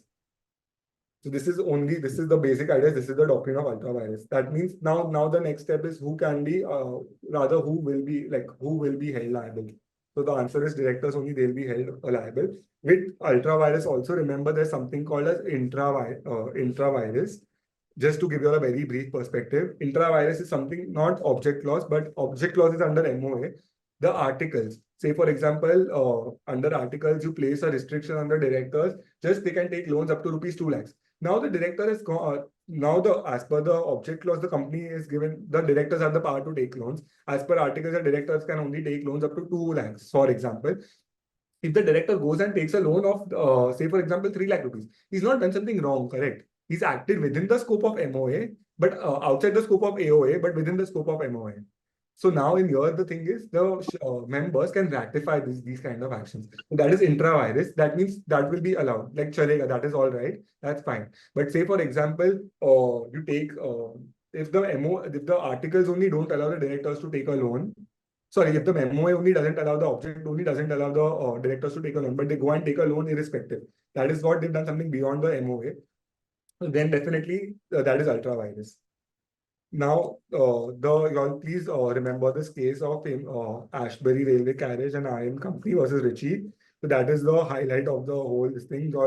This is that one case which needs to be quoted. I've not told it for other places, but this is that one case that you all need to. This and Royal British Bank, Turcon's rule, that those things, two things you all have to quote in the answer wherever. Just give a brief idea. And if you all just quote the case, also no, don't go write the exact facts. So I can just write this is the case. Whatever happened, I can just give a this brief thing. I'll share my notes, but you all, I'll just read it out. Where the company entered into a contract to finance a project by Ritchie, the act being beyond the scope of their MOA, their memorandum, and were later prohibited by the shareholders on an action by Ritchie for specific performance. So they were building this railway line which they were not supposed to. Later on, Ritchie asked them, since you have entered into a contract with the company directly, the company has entered into a contract, so now they have to build it. But again, that is called specific performance. That means you finish your job like that of the contract. The court held that the company cannot be held responsible. That means they will the company they can claim they can claim the damages, but again specific performance is not possible. And now just the effects of ultra virus transactions. Any contract which is entered into in furtherance of an ultra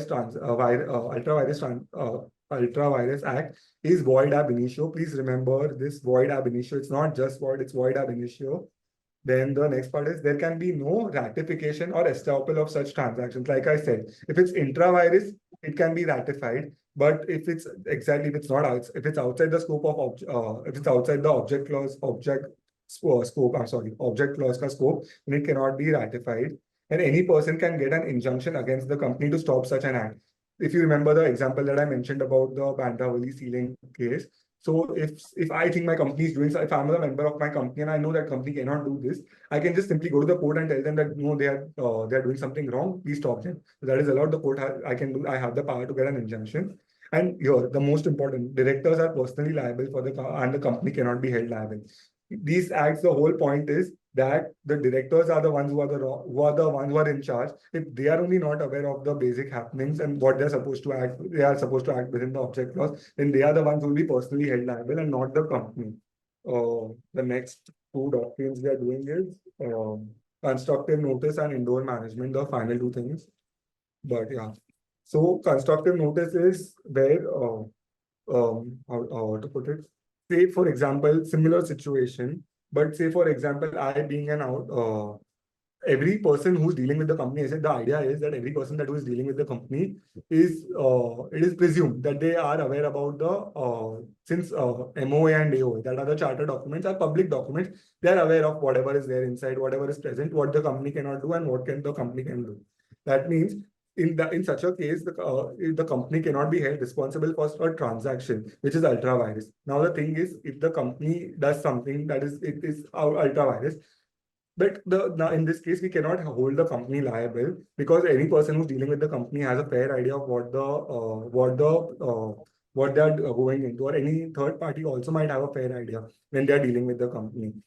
The whole point is the whole words that you'll have to remember is the public documents, where MOA and AOA will be considered as public documents, and any person who wishes to peruse them can do so on demand. Any person who wants to deal with the company, it's presumed that they have knowledge of these two documents, and a person dealing with the company shall be presumed to have seen and read and understood the contents of these documents. In case of any dispute with the company, no person can take the stand that he was unaware or misled. So that is the whole point. It protects the company over here. That tomorrow, if something goes wrong or something goes south or something that is void ab initio, it's not the company that is at fault. And now there is our third thing, last one, that is doctrine of indoor management, which is also called as Turcon's rule, the famous case of Royal British Bank versus Turcon. So this one is a doctrine to protect. Again, here the outsider is not protected in the doctrine of constructive notice, but you have to just to protect the outsider. This was put. So from any irregular, so the outsider is protected from the irregularities and the internal functioning of the company. Say, for example, you are borrowing from to put it into perspective, you are borrowing from a bank who you already know has a lot of non-performing assets, or rather, you know, a lot of people are not paying you back, or you are lending your money to a bank where you already are aware that there are a lot of non-performing assets and people are not paying their loans back. So then what do you do? Means you are specifically aware that tomorrow that the company that things might go wrong with that bank. So specifically when you are aware of the irregularities of the company, it's like to caution you. So this doctrine is there of indoor management is to caution you. But again with this case, or like it's If, for example, if I in the same place, if I am not aware, like specifically, if I'm not aware how of the bank's dealings or this and that, or say, for example, Chanda Kocha's case, where people were not aware what exactly she had done. Nobody is aware of the irregularities. And here, this is the doctrine that will save you. But again, there are exceptions to this doctrine also specifically. One is where you have knowledge of the irregularity, then one is negligence, or there are suspicious circumstances. Say, for example, there are good amount of legal proceedings involved against the company, but again, the outcome has not come, but there is a fair suspicion that there's something, some things are not going right. So that is one exception. That is the second exception. The first one is where you are 100% aware about of the irregularity. The third one is any unauthorized or ultra virus act. So over here, the question of doctrine of indoor management only arises if there is an act that was an unauthorized act in the first place. So if you're aware that this act is not authorized, then that will obviously be an exception. And the doctrine of indoor management is not available in case of forgery or any other illegal transaction. So very simply put, in case of any forgery, any director forges a signature or any person, in such cases, any deed or any contract will be void ab initio in the very first place. So that's not when any person can invoke this doctrine of indoor management. So they won't get the relief that they're looking for if such is the case. So these are the three documents. I think I'll share the pictures of the material that I have or whatever, type it out maybe and share it with Malika. Malika, if you can share it, it will be really nice because I think this will fairly cover the whole aspect. Sure, sure, sure. I'll mail the participants. It's not given very well in the books, the Javalas.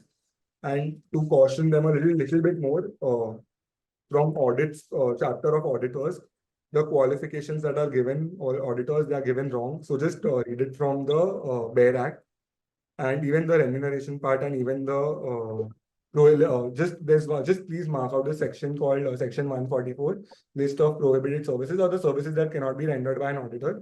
So that is an important part. Just cover that, like just make sure you are aware of that. That's like one important part. And yeah, the company law is very vast, so I know it will take up a little time, but yeah. Also, there is short notes on highly possible on these two things. NCLT, that is National Company Law Tribunal, and the National Company Law Appellate Tribunal, NCLAT. So those things are very important.